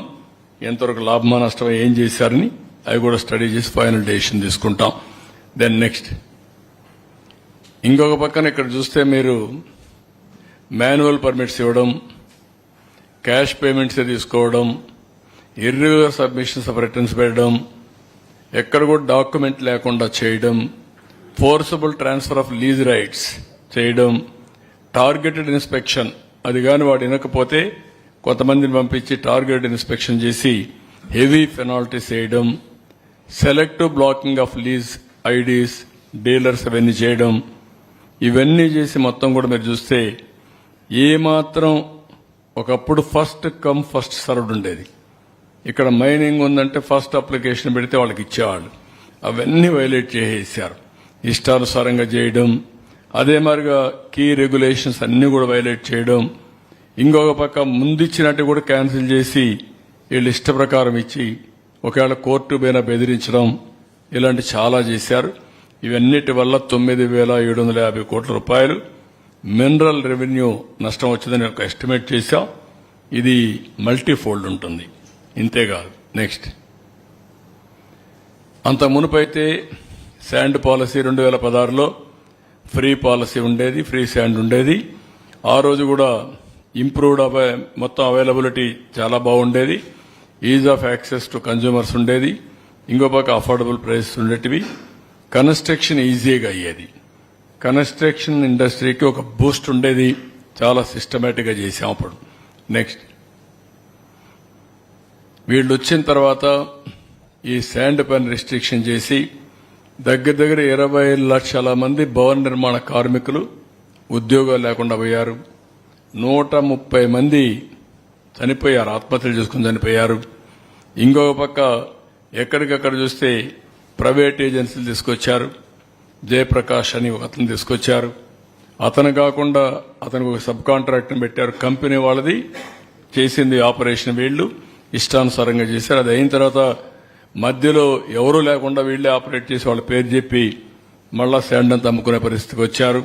తర్వాత ప్రతిమా కాంట్రాక్ట్ పేరు పెట్టి మళ్ళా వీళ్ళు ఆపరేట్ చేసే పరిస్థితికి వచ్చారు. ఈ విధంగా 1-2 కాదు, చాలా చేశారు. ఇవన్నీ చేసి కడాను మీరు చూసి జీఎస్టీ ఎగ్గొట్టారు. ఇంకొక పక్క పెండింగ్ డ్యూస్ ఒక 1,047 కోట్లు ఉంటే అవి కూడా ఇవ్వకుండా పోయారు. ఇంకొక పక్క పర్ఫార్మెన్స్ సెక్యూరిటీ రిటర్న్ కూడా చేసేశారు. అంటే భయం అనేది ఏమాత్రం కూడా లేకుండా ఇష్టానుసారంగా చేసే పరిస్థితికి వచ్చారు. ఇక్కడ కూడా ఒక వ్యక్తి ఎవరైతే మైనింగ్ ఉందో ఇక్కడుండే ఆఫీసర్లు కాదు, అది ఎక్కడి నుంచో డిప్యుటేషన్ తెచ్చారు. అతను మళ్ళా పారిపోయే పరిస్థితికి వచ్చాడు. అంటే ఎన్ని అవకతవకలు చేయాలనో కీ డిపార్ట్మెంట్స్ అన్ని బయట వాళ్ళు తీసుకొచ్చి పెట్టి యథేచ్ఛగా దోపిడీకి శ్రీకారం చుట్టారు. చాలా దారుణంగా ప్రవర్తించారు. నెక్స్ట్, ఇక్కడ మీరు చూస్తే ఇల్లీగల్ మైనింగ్ శాండ్ అయితే ఎక్కడికక్కడ చూస్తే మీరు ఎంత మెషిన్స్ పెట్టకూడదు, మెషిన్స్ పెట్టడం, in all rivers without approvals చేయడం, మెషినరీ పెట్టడం. ఇంకొక పక్కన ఇక్కడనే Gundemeda, Tadepalli 3 lakh metric tons, Kothapalli 3 lakh metric tons hoarding చేయడం. ఇంకొక పక్కన సముద్రం రివర్ పైనే రోడ్లు వేయడం, ర్యాంపులు కట్టడం. ఇవన్నీ కూడా ఇష్టానుసారంగా చేసే పరిస్థితికి వచ్చారు. 1 మీటర్ కంటే ఎక్కువ తోవకూడదు, అది కూడా ఎక్కువ తోవడం. 23/3/2023లో ఎన్జిటి ఆర్డర్ ఇచ్చి స్టాప్ చేయమన్నారు. 18 కోట్లు ఇంటీరియం కాంపన్సేషన్ వేశారు అన్న జేపీవీఎల్ పైన. ఇంకొక పక్కన ఎస్సీలు సుప్రీంకోర్టులో ఇప్పుడు కూడా ఇది జరుగుతా ఉంది. అదే మరి అన్ని చూసినప్పుడు మీరు ఇష్టానుసారంగా కొంతమంది, అందరూ పోలేరు, దందా నాగేంద్ర అనే వ్యక్తి మొత్తం సుప్రీంకోర్టు వరకు పోయాడు. అతని పైన ఎస్సీ అట్రాసిటీ యాక్టివిటీ జైల్లో పెట్టే పరిస్థితికి వచ్చారు. ఎవరైతే సోషల్ యాక్టివిస్టులు ఉన్నారో ఇది తప్పు అని అడిగిన వాళ్ళని ఇష్టానుసారం కేసులు పెట్టడం, జైల్లో పెట్టడం. ఎంత భయం లేదంటే నేను పోతే పెద్ద పెద్ద గుట్టలు, ఒక్కొక్క లారీ 50 మెట్రిక్ టన్నులు. అడిగాను నేను, ఎవరంటే పర్మిషన్ అంటే నన్ను తీసుకుపోతున్నాం, నాకేం సంబంధం లేదు. ఎన్నో ప్లేసులకు నేను వెళ్లి ఇలాంటి డెమాన్స్ట్రేషన్ చేసి చూపించినా కూడా ఏమి చేమగుట్టినట్లేదు. లెక్కలేనితనం, ఇష్టానుసారంగా దోపిడీ జరిగే పరిస్థితి వచ్చింది. నెక్స్ట్, ఇది కూడా మీరు ఒకసారి చూసినప్పుడు కృష్ణా గుంటూరులో ఇవన్నీ కూడా చేయడం, ఈస్ట్ వెస్ట్ గోదావరి అన్ని కూడా ఒకటిక్కడ కాదు, మొత్తం చాలా మంది సూసైడ్ కూడా చేసుకునే పరిస్థితికి వచ్చారు ఆ డబ్బులు కట్టలేక. మనం ఆ రోజు కూడా విన్నాం, మీరందరూ విన్నారు. ఎక్కడైతే Premraj in west Godavari, Narayana Reddy in Kadapa, ఇతనికి కప్పం కట్టలేక ఆత్మహత్యలు చేసుకుని చనిపోయారు. కలెక్షన్స్ లో వచ్చిన డబ్బుల్ని హెవీ పెనాల్టీ వేసి, వాళ్ళ మీద వేసి, పెనాల్టీ కాదు రాయల్టీ, హెవీ రాయల్టీ వేస్తే అది కట్టలేక ఇంకేం చేయాలన్న దిక్కు తెలియకుండా ఆత్మహత్యలు చేసుకుని చనిపోయే పరిస్థితికి వచ్చారంటే నాగరిక ప్రపంచంలో ఇవన్నీ చేయగలుగుతామా అని ఆశ్చర్యం వేస్తుంది. సాయంత్రం అయితే లెక్క రావాలి ఇంటికి, అలాంటివన్నీ చేసే పరిస్థితికి వచ్చారు. నెక్స్ట్, ఇక్కడ దాని పర్యవసానం మీరు చూస్తే 14-19 తెలుగుదేశం 966 కోట్ల నుంచి 2463 కోట్లు పెరిగింది. గ్రాడ్యువల్ గా పెరుగుతానే వచ్చింది, ఇయర్ బై ఇయర్ పెరుగుకుంటూ వచ్చింది. ఇక్కడ చూస్తే 272 కోట్లు పడిపోయింది, తర్వాత 3405 కోట్లు కూడా ఆగిపోయింది. ఇక్కడ గ్రోత్ రేట్ 150%, అక్కడ గ్రోత్ రేట్ 40%. దీని విలువ మీరు చూస్తే దగ్గర దగ్గర 5 ఏళ్ల లాస్ వచ్చి 9750 కోట్లు. అంటే ఇది ఓన్లీ లెక్కలు మాత్రం వేసుకుంటే, ఇల్లీగల్ గా కొట్టేసి చాలా ఉంది, ఇష్టానుసారంగా తీసుకుని. ఇది ఒక పక్కన మినరల్ వెల్త్ ని ప్రొటెక్ట్ చేసుకుంటూ రెగ్యులేట్ చేసి ఎప్పటికప్పుడు దాన్ని ఉపయోగించుకుంటే వచ్చే ఆదాయం, అట్ట కాకుండా ఇల్లీగల్ గా దోపిడీ చేసి ఉన్నట్టు ఖాళీ చేసేయడం, ఫర్ ఫ్యూచర్ కూడా రిజర్వ్స్ లేకుండా చేసేయడం, అది ఇప్పుడు జరిగినటువంటి కార్యక్రమాలు. నెక్స్ట్, ఇక్కడ మీరు చూస్తే సిఏజీఆర్ సంవత్సరం 24% పెరిగింది, అక్కడికి వస్తే 7% తగ్గిపోయింది. అంటే 5 ఏళ్లలో ఆవరేజ్ గ్రోత్ రేట్ 24% అయితే అక్కడ 7%. ఇది ఎవరికి పోయింది? నేరుగా అవినీతి, దోపిడీ. కడాన విచిత్రంగా మీరు ఒకసారి ఆలోచిస్తే ఫారెస్ట్ అండ్ మైనింగ్ ఒక మంత్రి ఎప్పుడూ ఉండడు, డిఫరెంట్ మినిస్టర్స్ ఉంటారు. చెక్స్ అండ్ బ్యాలెన్సెస్ ఇవి. మైనింగ్ ఉన్నప్పుడు వీళ్ళు లీజుకి అప్లై చేస్తారు, ఫారెస్ట్ ఏరియాలో అతను ఇవి ఉంటుంది, అలాంటివన్నీ కంట్రోల్ చేస్తారు. 2 డిపార్ట్మెంట్ కూడా ఒకేసారి ఇవ్వడం ఫస్ట్ టైం ఇది చరిత్రలో. చెక్స్ అండ్ బ్యాలెన్సెస్ కూడా దొంగ చేతికి తాళాలు ఇచ్చినట్లు ఒకరినే పెట్టుకుని దోపిడీకి ఫ్రీ చేశారు. మొత్తం రాష్ట్రం అంతా ఇష్టానుసారంగా చేసే పరిస్థితికి వచ్చారు. నెక్స్ట్, ఇక్కడ మీరు చూస్తే ఎంత భయంకరం అంటే సిలికా నెల్లూరు జిల్లా లీజ్ హోల్డర్స్ అందరినీ ఫోర్స్ చేసి వాళ్ళు చెప్పిన రేటుకి వీళ్ళు చెప్పిన రేటుకే మొనోపలి ప్రకారం వాళ్ళకే అప్పచెప్పాలి. 20 మంది లీజెస్ ఉంటే వాళ్ళందరూ కూడా ఒక స్లేవ్స్ మారిగా తయారు చేసి వీళ్ళకే అమ్మే వ్యవస్థను తీసుకొచ్చారు. బై ఫోర్స్ నువ్వు ఇంతకు ఇవ్వాలి, ఇవ్వకపోతే క్యాన్సిల్ చేస్తాం, వాళ్ళు మొత్తం చేసే పరిస్థితికి వచ్చారు. గ్రనైట్ ఇక్కడ 215 కోట్లు వేశారు ఎంఎస్ఎంఎస్పి గ్రనైట్. వాడు ఇంకా 215 కోట్లు కట్టారు కాబట్టి force to hand over to Vamsadhara mines and granite YCP MLA కోడు. మెథడాలజీ ఎక్కడ శ్రీకాకుళం, ఎక్కడ కోడూరు. వాళ్ళకేమీ జ్యూరిస్డిక్షన్ కూడా లేదు. ఆకాశమే హద్దుగా దోపిడీ చేసే పరిస్థితికి వచ్చారు. క్వాడ్జ్ ఆల్ లీజ్ హోల్డర్స్ ని ఈ మినరల్ అంతా వీళ్ళకి వాళ్ళని చేశారు, మొనోపలి చేసి. ఇక్కడ బ్లాకింగ్ అన్బ్లాకింగ్ ఆఫ్ లీజెస్ ఇవన్నీ చేసి ఇష్టానుసారంగా ఇక్కడుండే క్వాడ్జ్ అంతా వీళ్లే దోపిడీ చేసే పరిస్థితికి వచ్చారు. లాటరైట్ ఈస్ట్ గోదావరిలో ఉంది. అది బలవంతంగా లీజ్ హోల్డర్స్ ను ఫోర్స్ చేసి వీళ్ళు హ్యాండ్ ఓవర్ చేసుకుని వీళ్లే ఆపరేట్ చేసే పరిస్థితికి వచ్చారు. వీళ్ళ సిమెంట్ ఫ్యాక్టరీకే సప్లై చేసుకోవడం, వాళ్ళ లారీలు మాత్రం అక్కడికి వెళ్లడం, వాళ్ళు అసలు ఓనర్స్ ఎవడో లేకుండా చేసేయడం, ఇవన్నీ కూడా చేసే పరిస్థితికి వచ్చారు. నెక్స్ట్ ఇక్కడ మీరు చూస్తే Prakasam vigilance and enforcement conducted inspections in 1920 155 quarry leases మీద ఇన్స్పెక్ట్ చేశారు. డిమాండ్ నోటీస్ ఇచ్చింది 23కి ఇచ్చారు. అంటే అప్పటికే 150 మంది సరెండర్ అయిపోయారు, మిగిలిన అందరూ సరెండర్ అయ్యారు. 23 మందికి 614 కోట్లు వేశారు. 614 కోట్లు వేసి వాళ్ళందరికీ ఆప్షన్ లేదు, షట్ డౌన్ చేసుకునే పరిస్థితి తీసుకొచ్చారు. ఆపరేషన్స్ అన్ని మూసేసుకునే పరిస్థితికి వచ్చారు. ఇంకొక పక్కన మీరు చూస్తే Chittoor district targeted inspections for carried.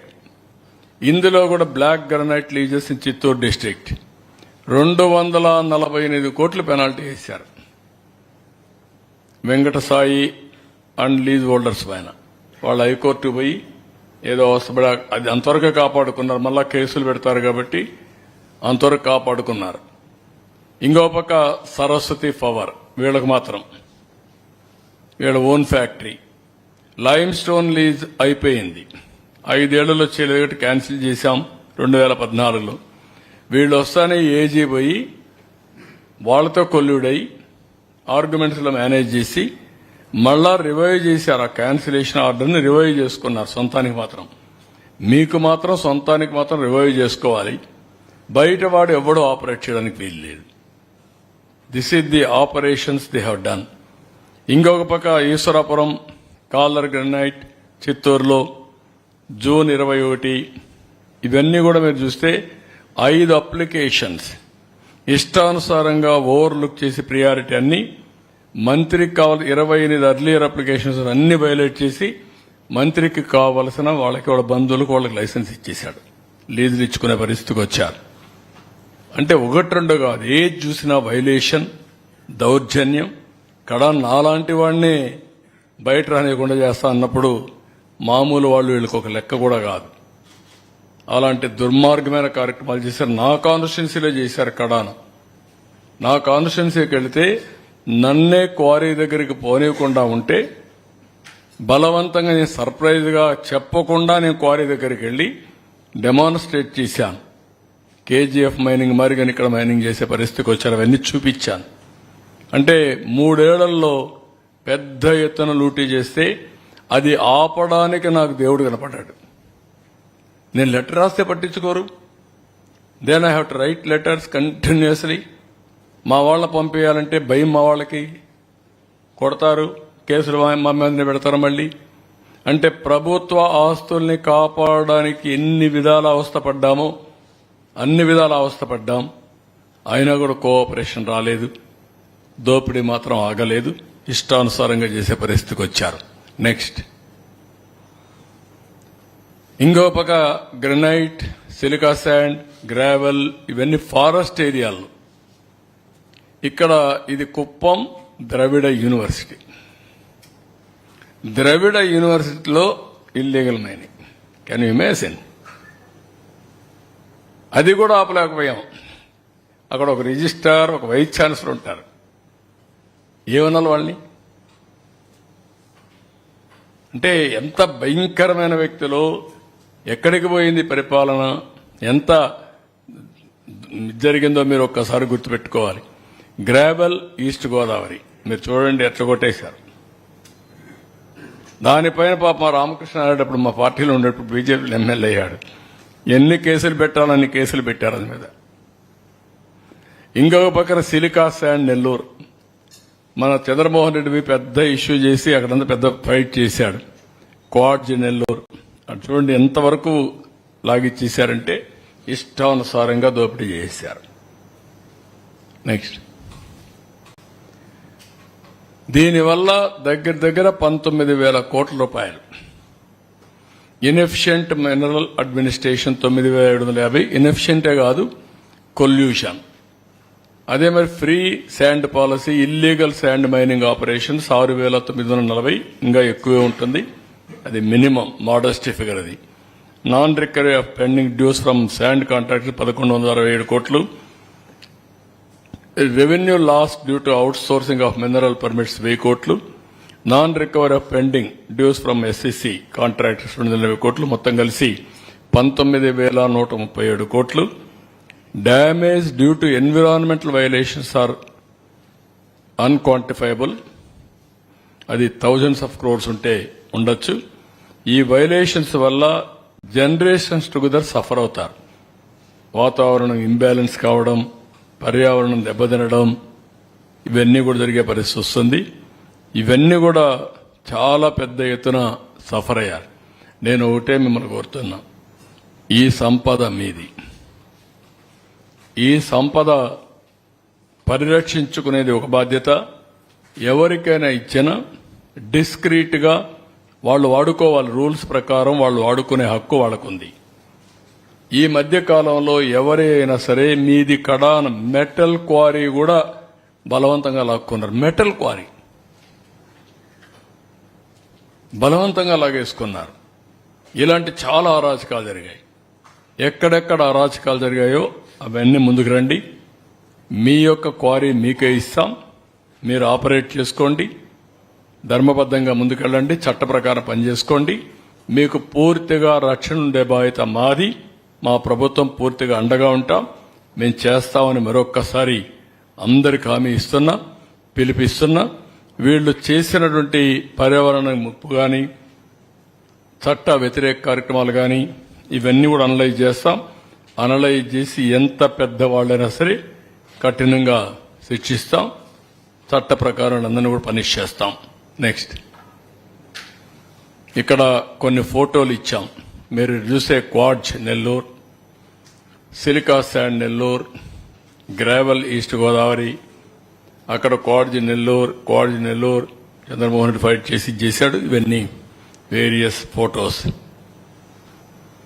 Next, ఇక్కడ కూడా గ్రెనైట్ ప్రకాశం, గెలాక్సీ గ్రెనైట్కి నేను పోరాడిన విధానం నాకు ఇప్పుడు కూడా జ్ఞాపకం ఉంది. అలాంటి గ్రెనైట్ అంతా కూడా హస్తగతం చేసుకున్నారు. Gravel Kakinada, quartz Nellore, laterite Anakapalli, gravel Krishna, ఇవన్నీ కూడా ఇష్టానుసారంగా వెళ్ళాయి. నెక్స్ట్, అక్కడ ఇంకొక విషయం కూడా, పోలవరం రైట్ బ్యాంక్ కెనాల్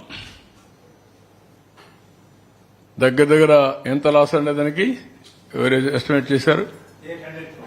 800 కోట్ల రూపాయలు విలువ చేసే గ్రావెల్ ని తోలేశారు. అంటే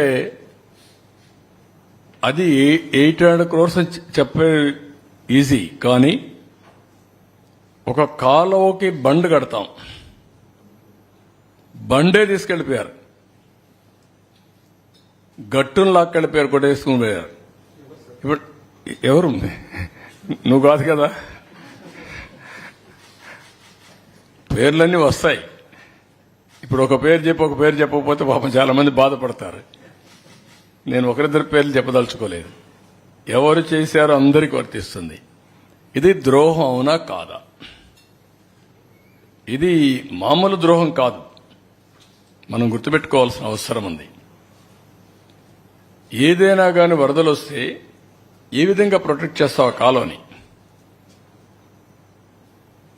అంటే ఎంత దౌర్జన్యం, లేకుంటే అరాచకం, లేకుంటే వీళ్ళకి ఇంకా ఇష్టానుసారంగా చేయడం, పొగరెక్కి ఏం చేసినా జరిగిపోతుందని కడాన కాలువ బండను కూడా వేసే పరిస్థితికి వచ్చారంటే వరదలు వచ్చినా లేకుంటే వర్షాలు వచ్చినా ప్రమాదకరమైనటువంటి విషయం ఇది. అమరావతి గ్రావెల్ని వేశారు, రోడ్డు మీద ఉండే మట్టిని నాకు వెళ్ళిపోయారు. ఇంకా వీళ్ళని చూద్దాం. ఇకపోతే ఫారెస్ట్ ఏరియాలో కూడా స్మగ్లింగ్, రెడ్ శాండర్స్ పెద్ద ఎత్తున జరిగారు. దీనివల్ల ఇల్లీగల్ మైనింగే కాకుండా ఇవన్నీ కూడా ఫారెస్ట్ ల్యాండ్ అన్ని చేశారు, మ్యాంగ్రోవ్ ఫారెస్ట్ చేశారు. నెక్స్ట్ ఇక్కడ మీరు చూస్తే లార్జ్ స్కేల్ స్మగ్లింగ్ జరిగింది.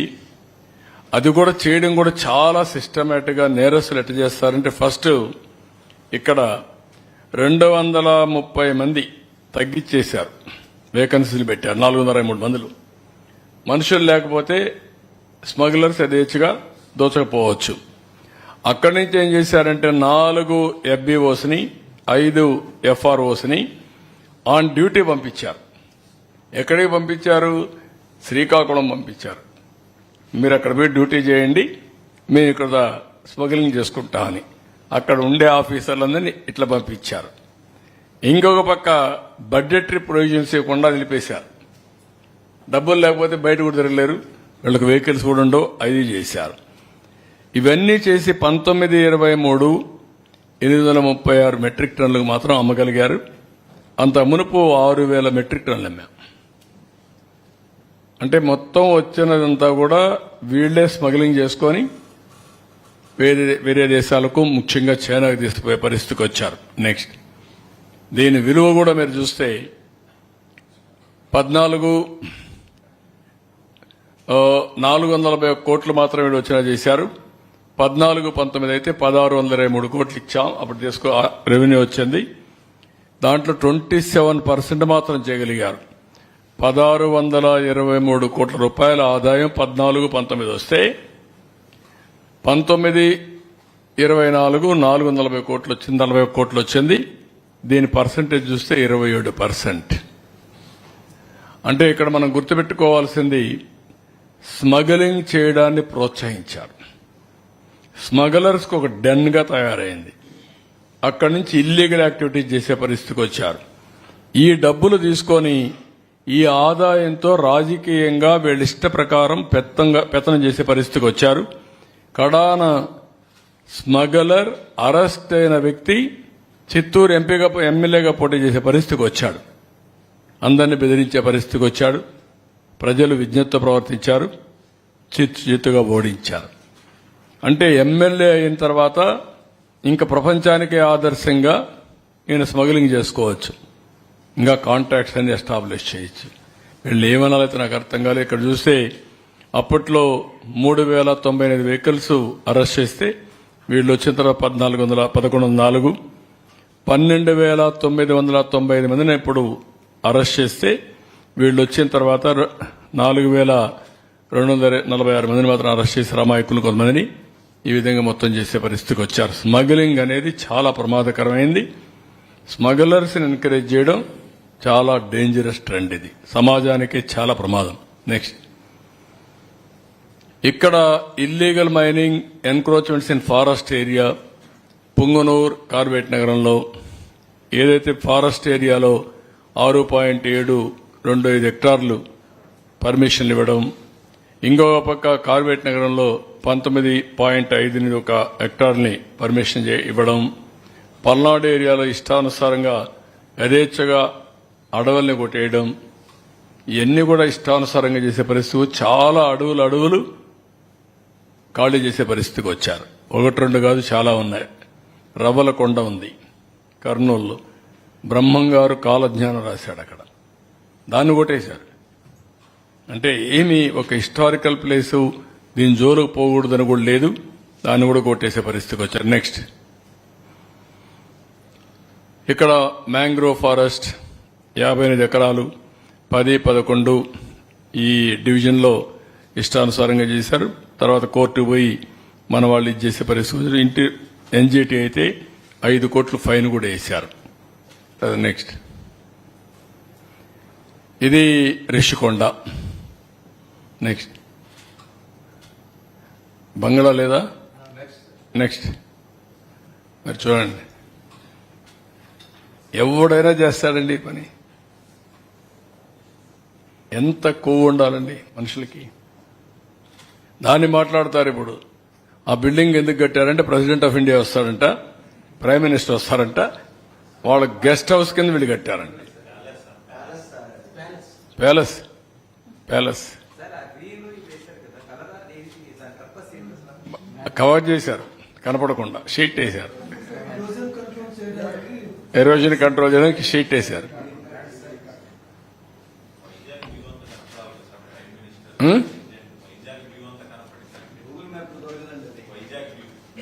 లేదా అమెరికా ప్రెసిడెంట్ చేస్తాడేమో. అంటే ఎంత అజం ఉండాలి ఒక వ్యక్తికి.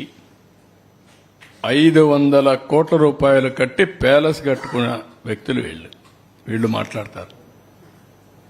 ఇప్పుడు ఏం చేయాలని అడుగుతున్నారు అందరూ. దాన్ని ఏం చేయాలి నాకైతే అర్థం కాలేదు, మీరే చెప్పాలా. ఇలాంటివి అరాచకాలకు పరాకాష్ట. ఇలాంటి ఆలోచన విధానం ప్రజలకు సేవకులుగా ఉండాలి తప్ప రాజులు కాదు, రారాజులు కాదు. అవన్నీ అయిపోయినాయి, ఇంకా వీళ్ళలో మార్పు రాలేదు. ఇది ప్రజాధనాన్ని అడ్డంగా దుర్వినియోగం చేయడం. ఫారెస్ట్ అనేది ఋషికొండ అనేది ఋషులు అక్కడ తపస్సు చేసిన ప్రాంతం. అది ఒకప్పుడు ఎవరైనా సరే విశాఖపట్నానికి వస్తే ఈ కొండ చూసిన తర్వాత మేము విశాఖపట్నం వచ్చామని ఈ ఓడలు ఇవన్నీ వచ్చినప్పుడు, పడవలు వచ్చినప్పుడు చూసుకునేవారు. అలాంటి ఋషి కొండకు కూడా ఇది చేసే పరిస్థితి వచ్చారు. అక్కడ ఎర్ర దెబ్బలు అవన్నీ అయిపోయినాయి, అవేం కనపడవు ఇప్పుడు. లేవు కదా, అన్ని పోయినాయి కదా, అయిపోయినాయి, మింగేశారు అవన్నీ. అది ఎంత బ్యూటిఫుల్ గా ఉందంటే, నేను టూరిజాన్ని ప్రమోట్ చేయడానికి దాన్ని అంతా రిజర్వ్ చేసి ఒక కొన్ని వందల సంవత్సరాల్లో అలాంటివన్నీ ఏర్పడతా ఉంటాయి. భూమిలో వచ్చే మార్పులు కానీ, ఆ పర్టికులర్ గా ఉండే దీంట్లో రియాక్షన్స్ కానీ దానివల్ల వస్తాయి. అవి కూడా పోయే పరిస్థితికి వచ్చాయి. సో నెక్స్ట్, ఇది ఈరోజు నేను ప్రజలందరికీ విజ్ఞప్తి చేస్తున్నాం. మీ భూములు ఎవరైనా కొట్టేసినా, మీ అసైన్మెంట్ భూములు బలవంతంగా లాగేసుకొని ఫ్రీ హోల్డ్ చేసుకున్నా, లేకపోతే మీకు తెలిసి ఎక్కడైనా అరాచకాలు అన్యాయాలు చేసి ప్రభుత్వ భూములు కానీ ప్రైవేటు భూములకు కానీ హాని తలపెట్టిన వ్యక్తులుంటే అవన్నీ మాకు చెప్పండి. మళ్లీ తిరిగి మీకు ఇప్పించే బాధ్యత మాది. చట్ట వ్యతిరేకంగా ఆకుపై చేసుకున్న వాళ్ళని పనిష్ చేసే బాధ్యత కూడా తీసుకుంటాం. 2, ఖనిజ సంపద. భూగర్భ ఖనిజ సంపద సమాజ హితం కోసం ఉపయోగించుకోవాలి. అది కూడా వాల్యూ అడిషన్కి వెళ్ళాలి తప్ప ఇష్టానుసారంగా దోపిడీ చేయడం కరెక్ట్ కాదు. అందరికీ విజ్ఞప్తి చేస్తున్నా, ఎవరైనా మీవి క్రషర్ దగ్గర నుంచి పెద్ద పెద్ద క్వారీ వరకు ఏదున్నా కూడా మీవి కానీ బలవంతంగా లాగేసుకుంటే మీరు మాకు రిపోర్ట్ చేయండి. ముందుకు రండి, ధైర్యంగా మీకు ఇప్పిస్తాం. యథేచ్ఛగా ఫ్రీగా మీరు చేసుకునే స్వేచ్ఛ మీకు కల్పిస్తాం. ఇది 2ది. 3వది, ఫారెస్ట్ ఏరియాని ఏ విధంగా కొట్టేశారో మీరే చూశారు. ఇలాంటి అడవులను కూడా మింగేసే ఈ ఆనకొండల్ని మనం గుర్తుపెట్టుకోవాల్సిన అవసరం ఉంది. వీళ్ళందరినీ పనిష్ చేయాల్సిన అవసరం ఉంది. ఆ రోజు ఫారెస్ట్ మినిస్టర్గా పనిచేసిన వ్యక్తులు కానీ, ముఖ్యమంత్రిగా పనిచేసిన వ్యక్తులు కానీ పదవికి అర్హుల. ప్రజాస్వామ్యంలో ఇలాంటి వ్యక్తులు ఉండవలసిన అవసరం ఉందని కూడా ప్రజలు ఆలోచించాల్సిన అవసరం ఉంది. ఈరోజు మేము ఇచ్చిన డేటా చాలా తక్కువ. మా ఆఫీసులో ఇంత డేటా లేదు. ఒకవేళ నాకు పార్టీ ఆఫీసులో వెరిఫై చేయకుండా ఇస్తే కూడా కరెక్ట్ కాదు. ఇంకా కలెక్ట్ చేయాల్సింది చాలా ఉంది. అరాచకాలు చాలా జరిగాయి. ఎక్కడ పోయినా నా కొండలు చూస్తే చాలా బాధేసింది. గుండెలు పిండేసేంత బాధపడ్డా. నేను జపాన్కు పోతే ఆ కొండలను చూస్తే నాకు ఆనందం. ఒక్కొక్క కొండ పైన ఒక్కొక్క రకమైన ఫ్లవర్స్ ఉంటాయి. అక్కడ అలాంటి గార్డెన్స్ చూడడానికి, అడవులు చూడడానికి సీజన్లో కొంతమంది వస్తారు. నాకు తిరుపతి ఎప్పుడూ ఒక ఉదాహరణ. తిరుపతిలో నేను డిఫరెంట్ ఫ్లవర్స్ వేయాలని చెప్పి ఆలోచించాను. ఎందుకంటే తిరుపతి నుంచి ఇటు చూస్తే బ్రహ్మాండంగా కలర్ఫుల్గా కనపడే విధంగా ఉండాలని. విశాఖపట్నం పోతే నాకు ఎప్పుడూ ఒక కోరిక, ఆ కొండల చుట్టుపక్కలంతా కూడా మంచి ఫ్లవర్స్ వేస్తే ఎక్కడ సింహాచలం కొండలు అవన్నీ బ్రహ్మాండంగా ఉంటాయని. దానికే నేను కొండపైన అయితే మీరు ఒకసారి చూస్తే తిరుమల పైన చాలా వరకు ఈ ఆర్నమెంటల్ ప్లాంట్సే కాకుండా మెడిసినల్ ప్లాంట్స్ పెట్టాం. ఎందుకు పెట్టామంటే అక్కడ మెడిసినల్ ప్లాంట్స్ ఉంటే ఆ స్మెల్ కానీ ఆరోగ్యం గారికి బ్రహ్మాండంగా ఉండాలని కూడా ఆలోచించాం. ఈ విధంగా మనం ఫారెస్ట్ ఏరియాలో మీకు ఐడియా ఉంటుంది. నేను ఉన్నప్పుడు హెలికాప్టర్ల ద్వారా సీడింగ్ చేశాం, ఎయిర్ సీడింగ్ చేశాం,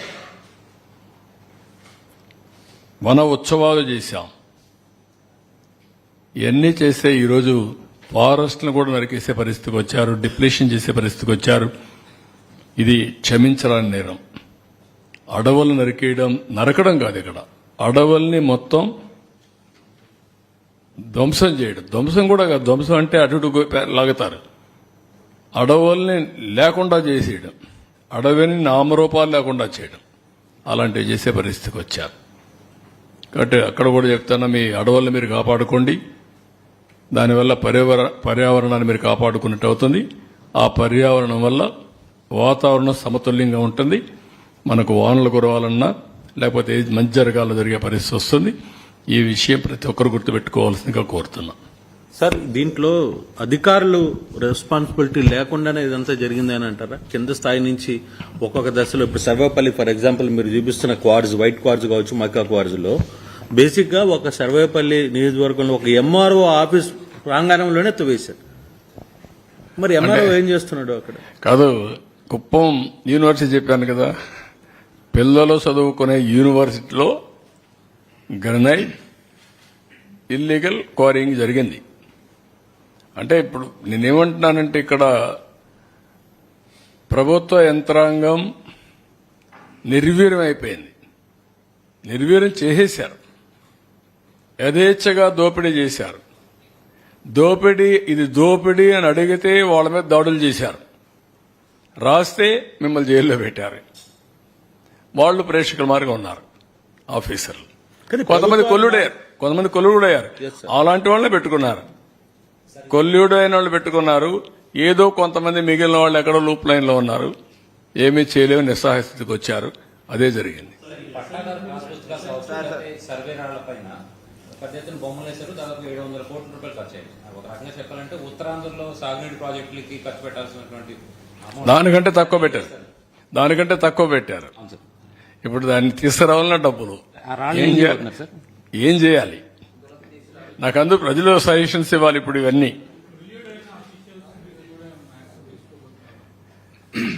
రాయకుండా మీరు పత్రిక వాళ్ళ పని కూడా తీసుకోవాలి. ఇప్పుడు కాదు, నేనేమంటున్నానంటే మీకు అందరికీ ఇది ఒక ఇటీవల కాలంలో నేను కొన్ని టఫ్ స్టాండ్ తీసుకుంటున్నా. మనుషులు కావాలి కదా పనిచేయడానికి. గవర్నమెంట్ అంటే రన్ కావాలి కదా ముందు. ఎంతమందిని పనిష్ చేయగలుగుతాం కూడా అర్థం కావడం లేదు నాకు. క్రైమ్ లో ఒకరిద్దరు పార్ట్నర్స్ అయితే పర్లేదు. క్రైమ్ లో అందరినీ సైలెంట్ చేసి పార్ట్నర్ చేసే పరిస్థితికి వచ్చారు. నువ్వు పనిచేయాలి వచ్చేటికి. అదేనయ్యా, నువ్వు చాలా తెలివి. నీకు 5 ఏళ్ల తర్వాత నేను మళ్ళా మాజీ అవ్వాలనుకుంటున్నావు. ప్రజలకు సమస్యలు పరిష్కారం. ఇప్పుడు ఊర్లో మస్కిటోస్ కుడుతున్నాయి, మందు కొట్టకర్లా. నేను 5 ఏళ్ల తర్వాత వస్తాను, ముందు అందరినీ పనిష్ చేసి రిక్రూట్ చేసి వస్తానంటే అవుతుందా? గుర్తుపెట్టుకోవాలి, 3 రాజధానులు ఏమైనాయి. కానీ పనిష్ చేసి తప్పు చేసిన వాళ్ళని వదిలిపెట్టను, కానీ పని కూడా కావాలి. 2 బ్యాలెన్స్ ఉండాలి.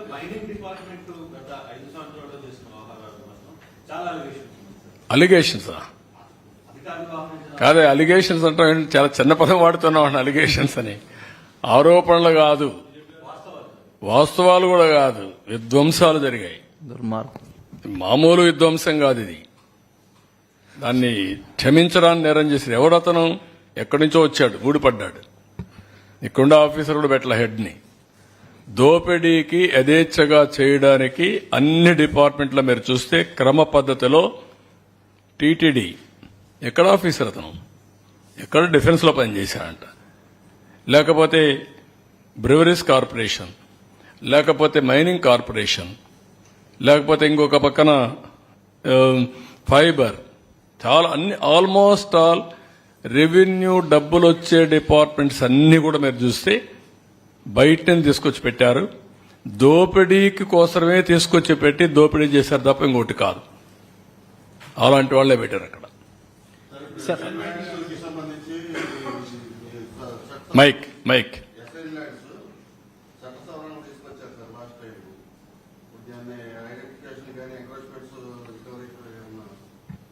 అందుకే చెప్పాను ఒక ల్యాండ్ గ్రాబింగ్ యాక్ట్ తీసుకొస్తున్నాను. ఇప్పుడు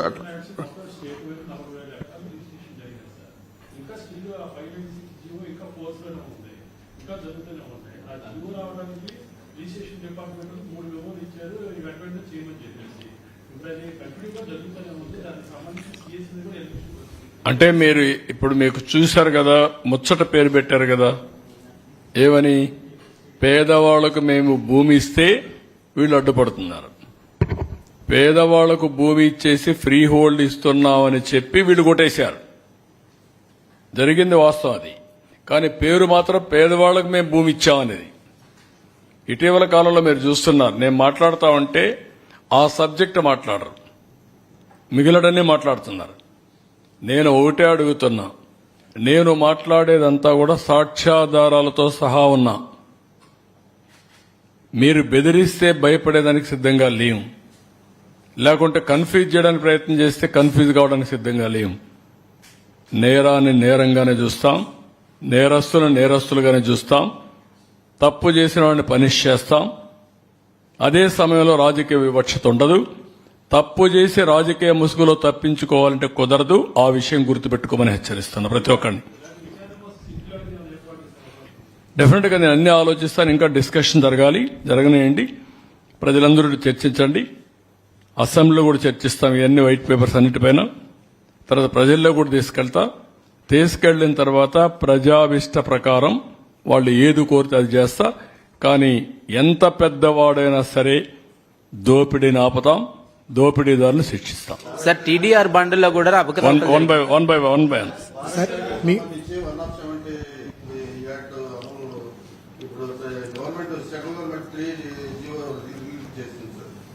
దాన్ని గిరిజనేతలకి అప్పగించవచ్చు అని చెప్పి అటవీ ఆ పేరు మీద తీసుకుంటున్నాడు. దాన్ని మళ్ళీ ఏమన్నా అటవీ భూముల్ని గిరిజనేతలకు అప్పచెప్తున్నా ఎక్కడ ఏజెన్సీ ఏరియాలను ట్రైబల్ ఏరియాస్ దాన్ని నేను ఎగ్జామిన్ చేస్తాం. అప్పుడు ఇచ్చాం మేము, దాన్ని ఎట్లా చేయాలి చేస్తాం మేము ఆలోచిస్తాం. సార్, టీడీఆర్ బాండ్లో కూడా పెద్ద ఎత్తున అవకతవకలు జరిగినాయి అనేది అలిగేషన్స్ ఉన్నాయి. ఏది టీడీఆర్ బాండ్స్ ఒక అదే వస్తాను. పీడీఎస్ రైస్ కూడా జరిగింది. అవకాశం ఉంటే ఆకాశం హద్దుగా వెళ్ళిపోయారు వీళ్ళు. టీడీఆర్ బాండ్లు ఏంటండి, లేకుంటే రైస్ ఏంటండి, దానికి మొబైల్ వ్యాన్స్ ఏంటండి? అంటే యథేచ్ఛగా తీసుకుపోవడం, అక్కడ పంచాయతీ నాటకాలు ఆడడం, మళ్ళా తీసుకొచ్చి పోర్టుకు వెళ్ళిపోవడం. ఎప్పుడన్నా చూశారు ఒకే మంత్రి ఇక్కడ ఫారెస్ట్, మైనింగ్, అక్కడ ఒకే కుటుంబం MLA, rice millers association president, civil supplies corporation chairman. Can you imagine? అంటే దొంగకి తాళాలు ఇవ్వడమే కాకుండా లైట్లు కూడా అరేంజ్ చేసి యథేచ్ఛగా దోచుకోమన్నారు. ఎక్కడ పెట్టారు, ఏమి ఇబ్బంది లేకుండా మళ్ళా తీసుకొని నేరుగా పోర్టు దగ్గర తీసుకెళ్ళిపోవచ్చు. సార్ విశాఖపట్నంలో పెద్ద ఎత్తున భూదోపిడీ జరిగిందని 5 ఏళ్ల పాటు అనేక సార్లు అంటే మీరు ప్రతిపక్షంలో ఉన్నప్పుడు మీ పార్టీతో పాటు ఇతర పార్టీలు కూడా ఆరోపించాయి. ప్రధానంగా ఉత్తరాంధ్రను విజయసాయి రెడ్డి దోచుకున్నాడు అనేది ఒక ప్రధాన ఆరోపణ. అక్కడ ఉన్నటువంటి అనేక భూములు కొట్టేయడంలో 2 ఏళ్ల పాటు ఆయన కీలకంగా వ్యవహరించారనేది ఉంది. ఆయన పైన కావచ్చు లేదంటే వైసీపీ భూదోపిడీ పైన విచారణకు ఏదైనా ఆదేశించబోతా ఉన్నారా? ఎవ్రీథింగ్ ప్రైమా ఫేసీ లేకుండా మనం ఏది ఆదేశాలు ఇచ్చినా కరెక్ట్ కాదు. నేను మొత్తం డేటా తీసుకున్న తర్వాత ఎంత పెద్దవాళ్ళైనా సరే ఎంక్వైరీ ఉంటుంది, చట్ట ప్రకారం అందరికీ శిక్ష ఉంటుంది. No question of compromise for anybody. Sir, how much time would you require to resolve all these land disputes? ఏమండి ఒక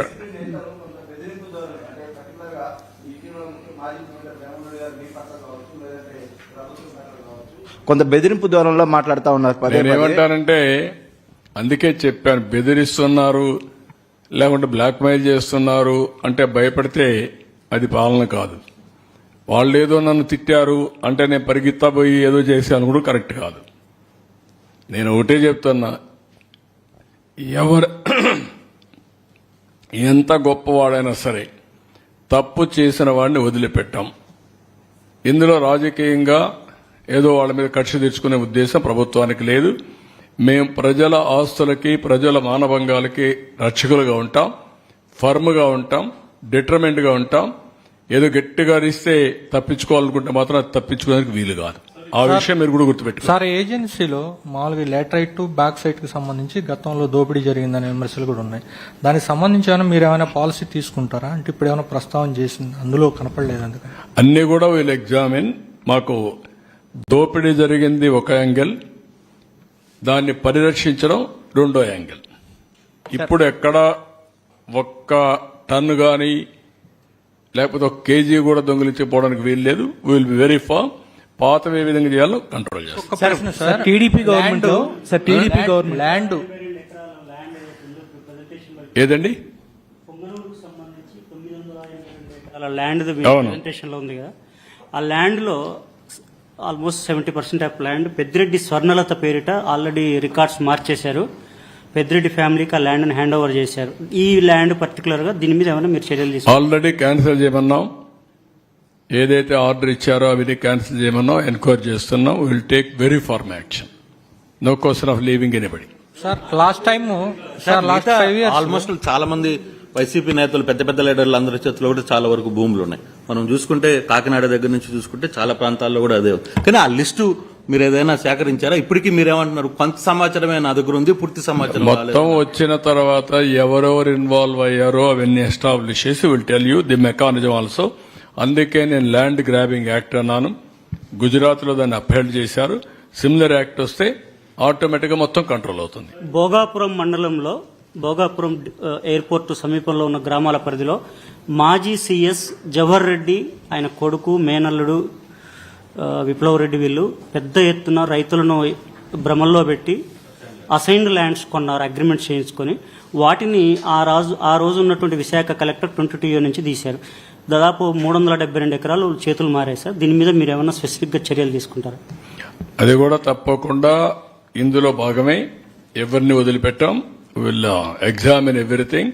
దానిపైన యాక్షన్ తీసుకుంటాం. టీడీపీ గవర్నమెంట్ లో 14-19 టీడీపీ గవర్నమెంట్ లో కొందరికి లీజులు శాంక్షన్ అయితే ఎల్ఓఏ ఇచ్చిన తర్వాత వైసీపీ గవర్నమెంట్ వచ్చాక వాళ్ళకి ఎటువంటి ఈసీలు కానీ మైనింగ్ పీసీబీ నుంచి అనుమతులు కానీ రాకుండా వాళ్ళు టైం అయిపోయేలా చేశారు, వాళ్ళకి పీరియడ్ లేకుండా చేశారు. అటువంటి పాపం వాళ్ళు తీసుకున్న దరఖాస్తుదారులకు ఏమైనా అవకాశం ఉంటుంది? కేసు బై కేసు ఎగ్జామిన్ చేసి ఎట్లా న్యాయం చేయాలో చేద్దాం. సార్, ప్రజల్ని ముందుకు రమ్మంటున్నారు. సార్, ప్రజల్ని ముందుకు రమ్మంటున్నారు కంప్లైంట్ ఇవ్వడానికి. Are you going to introduce any system? ఎందుకంటే చాలా విలేజ్ లెవెల్లో చాలా ఉంటాయి ఇవి, అవి ముందుకు రాలేరు చాలా మంది. If you are you going to introduce any toll free number like that? Special team కానీ అట్లా స్పెషల్ టీమ్ ఓపెన్ డొమైన్ కంటే కూడా ఒక టోల్ ఫ్రీ నెంబర్ ఇస్తాను రేపు ఎల్లుండో ఇచ్చి దాని ప్రకారం వచ్చినట్టని కూడా కన్సర్న్ అథారిటీస్ పంపించి తరో ఎంక్వైరీ చేసి విల్ టేక్ యాక్షన్. ఇప్పుడు టైటిలింగ్ యాక్ట్ రద్దు చేశారు. ఇప్పుడు రీసర్వే వచ్చేసి 6,000 గ్రామాలు ఇప్పుడు దాకా జరిగింది. దాంట్లో కూడా చాలా మందికి భూమి కోల్పోయారని చెప్పి రైతులు చాలా మంది ఇబ్బంది పడతా ఉన్నారు. రీసర్వే కంటిన్యూ చేస్తారా? దాంట్లో ఏమైనా మార్పులు చేస్తారా? దాన్ని కరెక్ట్ మెజర్ తీసుకుంటాం. రీసర్వే జరిగింది ఎక్కడ సరే అవకతవకలు జరుగుంటే దానిపైన కరెక్ట్ మెజర్ తీసుకుంటాం. ఇది కూడా అనాలోచన ధోరణి. ఎందుకంటున్నానంటే ఇప్పుడు భూములన్నీ కూడా సెటిల్ అయిపోయినాయి. ఎక్కడన్నా ఇబ్బంది ఉంటే పర్టికులర్ వ్యక్తి వచ్చి నా భూమి మారుగా అయిందంటే దానిపైన రీసర్వే చేయించి వాళ్ళకి న్యాయం చేస్తారు. Boundaries are fixed. నేను ఇంత మునుపు 2 సార్లు ఇలాంటి ప్రాజెక్టులు తయారు చేశారు, మీరు గుర్తుపెట్టుకోవాలి. మేము కూడా ఒకసారి తయారు చేశాం, కానీ మేము తయారు చేసిన రిపోర్ట్ మీరు చూస్తే కృష్ణా జిల్లాలో ఎంత ఇంప్లిమెంట్ చేశాం.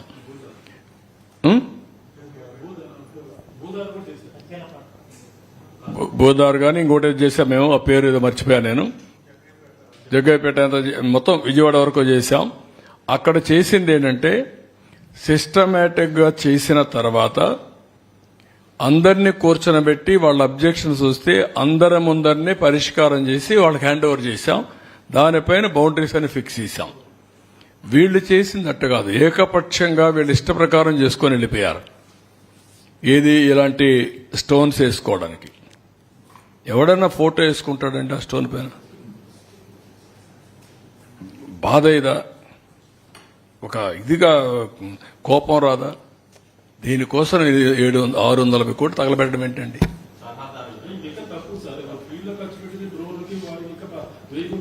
అదే ఒకటి ఉంది. మళ్ళీ మీరు చెప్పే రీసర్వే, నేను ఆ రీసర్వే 2 ఎగ్జాంపుల్స్ ఉన్నాయి నాకు. భూసే మేము చేసిన భూసేవా వీళ్ళది పేరు పెట్టారు. నేను ఒకసారి కెనడా నుంచి హెలికాప్టర్లు తెప్పించి ఖమ్మంలో ఒక పైలట్ ప్రాజెక్ట్ చేశాను నేను సమైక్య ఆంధ్రప్రదేశ్లో. ఆ పైలట్ ప్రాజెక్ట్ చేస్తే భూములన్నీ కూడా బౌండరీస్ మారిపోతున్నాయి. అది చూసిన తర్వాత నేను చెప్పాను, ఇది కానీ చేస్తే మాత్రం ఫినిష్ చేస్తారు, మనల్ని చేయొద్దని చెప్పాను. తర్వాత కాంగ్రెస్ వచ్చిన తర్వాత నిజామాబాద్లో ఒక యాక్ట్ తీసుకొచ్చారు, వాళ్ళకి చేశారు కంబైన్డ్ ఆంధ్రప్రదేశ్లో. ఆ రోజు చెప్పాను నేను ప్రయత్నం చేశాను, ఈ సక్సెస్ కాదు, అనవసరంగా 2000 కోట్ల రూపాయలు మీరు తగలబెడుతున్నారని చెప్పి ఆ రోజు చెప్పాను నేను. అది అట్లే చేశారు. ఇది 3వ ప్రయోగం. అది ఏమీ కంటిన్యూ కాదు, అందరూ హ్యాపీగా ఉన్నారు, వాళ్ళ భూములు వాళ్ళ దగ్గర ఉంటాయి. సెలెక్టివ్ గా ఎవరైనా వచ్చి నాకు భూమి ప్రాబ్లం ఉందంటే అంతవరకే సెటిల్ చేస్తాం, అప్పుడు క్యాన్సిల్ చేస్తాం, ఆపేస్తాం. Sir last ఆపేస్తాం. ఈ రాళ్లు ఏం చేయాలో మీరు అందరూ ఆలోచించండి. Sir, looking at the magnitude of the problem you have explained regarding land and all of these natural resources that were looted, how much time do you think you require to resolve all these issues, and how much can the exchequer get back when you repatriate all that money? ఇప్పుడు తీసుకెళ్లారు, ఇంక recover చేయాలి, process ఉంది. నేను అందుకే I'm assuring everybody as early as possible I want to set right government institutions and also total disputes. Sir తమిళనాడులో everything. Sir తమిళనాడులో ఏడాది ఇసుక అక్రమం జరిగినందుకు ఈడీ ఎంక్వైరీ జరిపిస్తున్నారు. గత 5 ఏళ్లు మన దగ్గర ఇసుక భారీగా 1000 కోట్లు దోచేశారు. దీని మీద ఎటువంటి విచారణ చేసించే ఆలోచన ఉంది? సుప్రీంకోర్టు కూడా ఉంది, ఈడీ ఉంది, సిబిఐ ఉంది, సుప్రీంకోర్టులో అన్ని ఉన్నాయి. యథేచ్ఛగా ఈరోజు రాష్ట్రంలో 5 కోట్ల మందే సాక్ష్యం. వీళ్ళ దోపిడీ ఇసుక అయితే ఎంత దారుణంగా చేశారు. డెఫినెట్ గా విల్ టేక్ యాక్షన్. ఎట్లా చేయాలని కూడా మేము కూడా చెప్పాం. గూగుల్ మ్యాప్ అవన్నీ కూడా చూడమన్నాం. ఎవ్రీ ఇయర్ బిగినింగ్ ఎండింగ్ చూస్తే మనకు ఒక ఐడియా వస్తుంది. అందుకే సుప్రీంకోర్టులో మొన్న కూడా కొంతమంది పాత డాక్యుమెంట్లు వేసి ఏమీ జరగలేదని కూడా కలెక్టర్స్ ని ఫోర్స్ చేసి ఇది పంపించారు. ఫ్యాక్ట్స్ అన్ని కూడా డిస్టార్ట్ చేస్తే పంపిస్తే అవన్నీ నిలిపి మేము వాస్తవాలన్నీ మీకు ఫైల్ చేస్తాం అని సుప్రీంకోర్టుకి మనం అడ్వకేట్ చెప్పారు. అవన్నీ ఫైల్ చేస్తాం. ఈ ప్రభుత్వం ఎవడు దోషున్నా వాడిని షీల్డ్ చేయం. సార్ లాస్ట్ 5 years లో నా సొంత భూమిలో నేను మట్టి దొంగకున్నా కూడా పెనాల్టీ వేశారండి. దాని మీద ఏమన్నా విచారించే అవకాశం ఉందా? చేస్తారా? నువ్వు ఇస్తే నేను కూడా ఎన్క్వైరీ చేస్తా. నువ్వు ఇస్తే కంప్లైంట్ ఇస్తే నేను కూడా ఎన్క్వైరీ చేస్తా అంటున్నా. ఆ కంపెనీ కూడా ఆల్రెడీ ఉంది సార్. ఆ కంపెనీ వేసింది ఆ పెనాల్టీని. అదే ఇస్తే డీటెయిల్స్ ఇస్తే వీళ్ళు enquiry. Okay, thank you sir. చేద్దాం.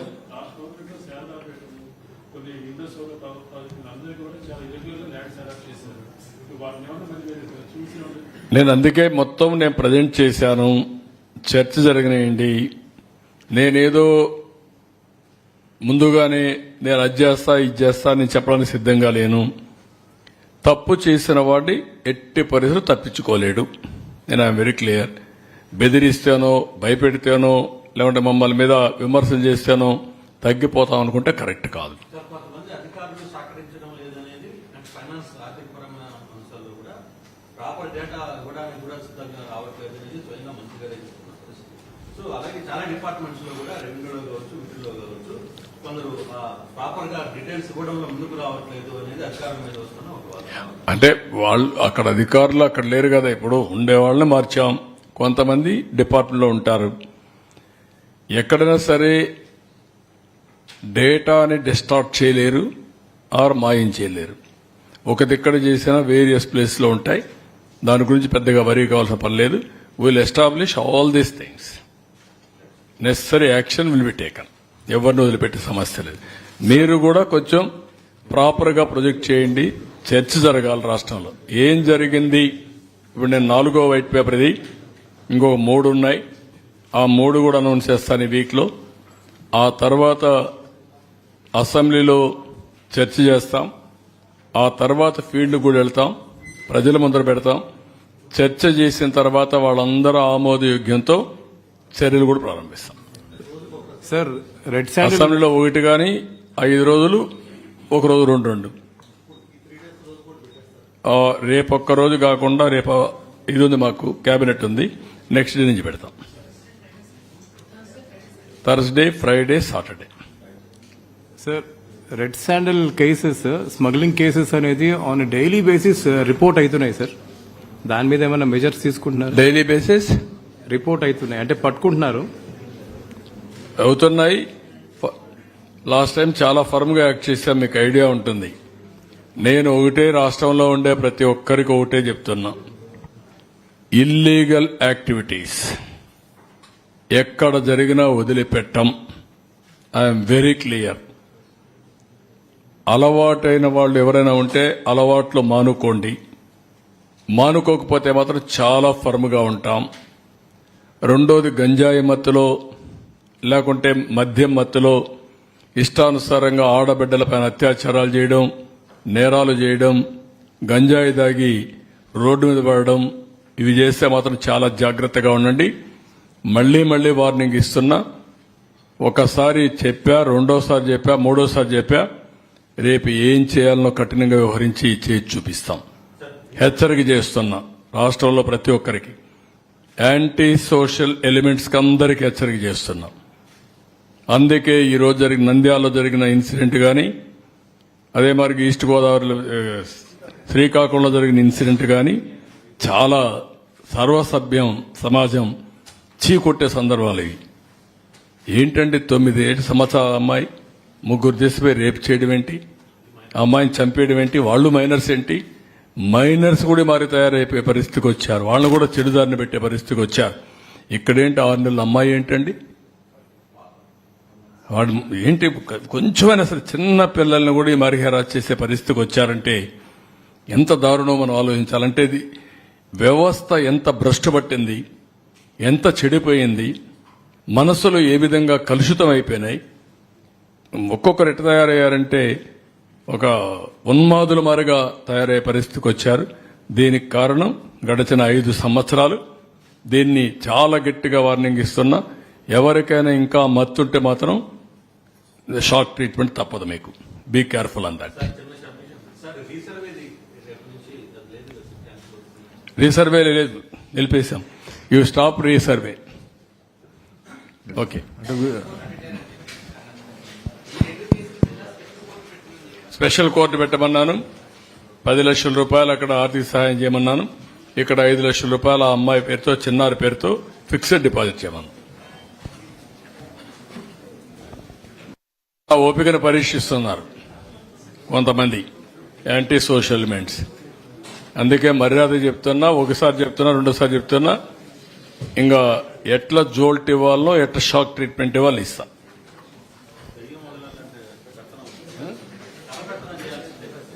కర్ర పెత్తనం కాదు, ఎట్లా షాక్ ట్రీట్మెంట్ అంతే.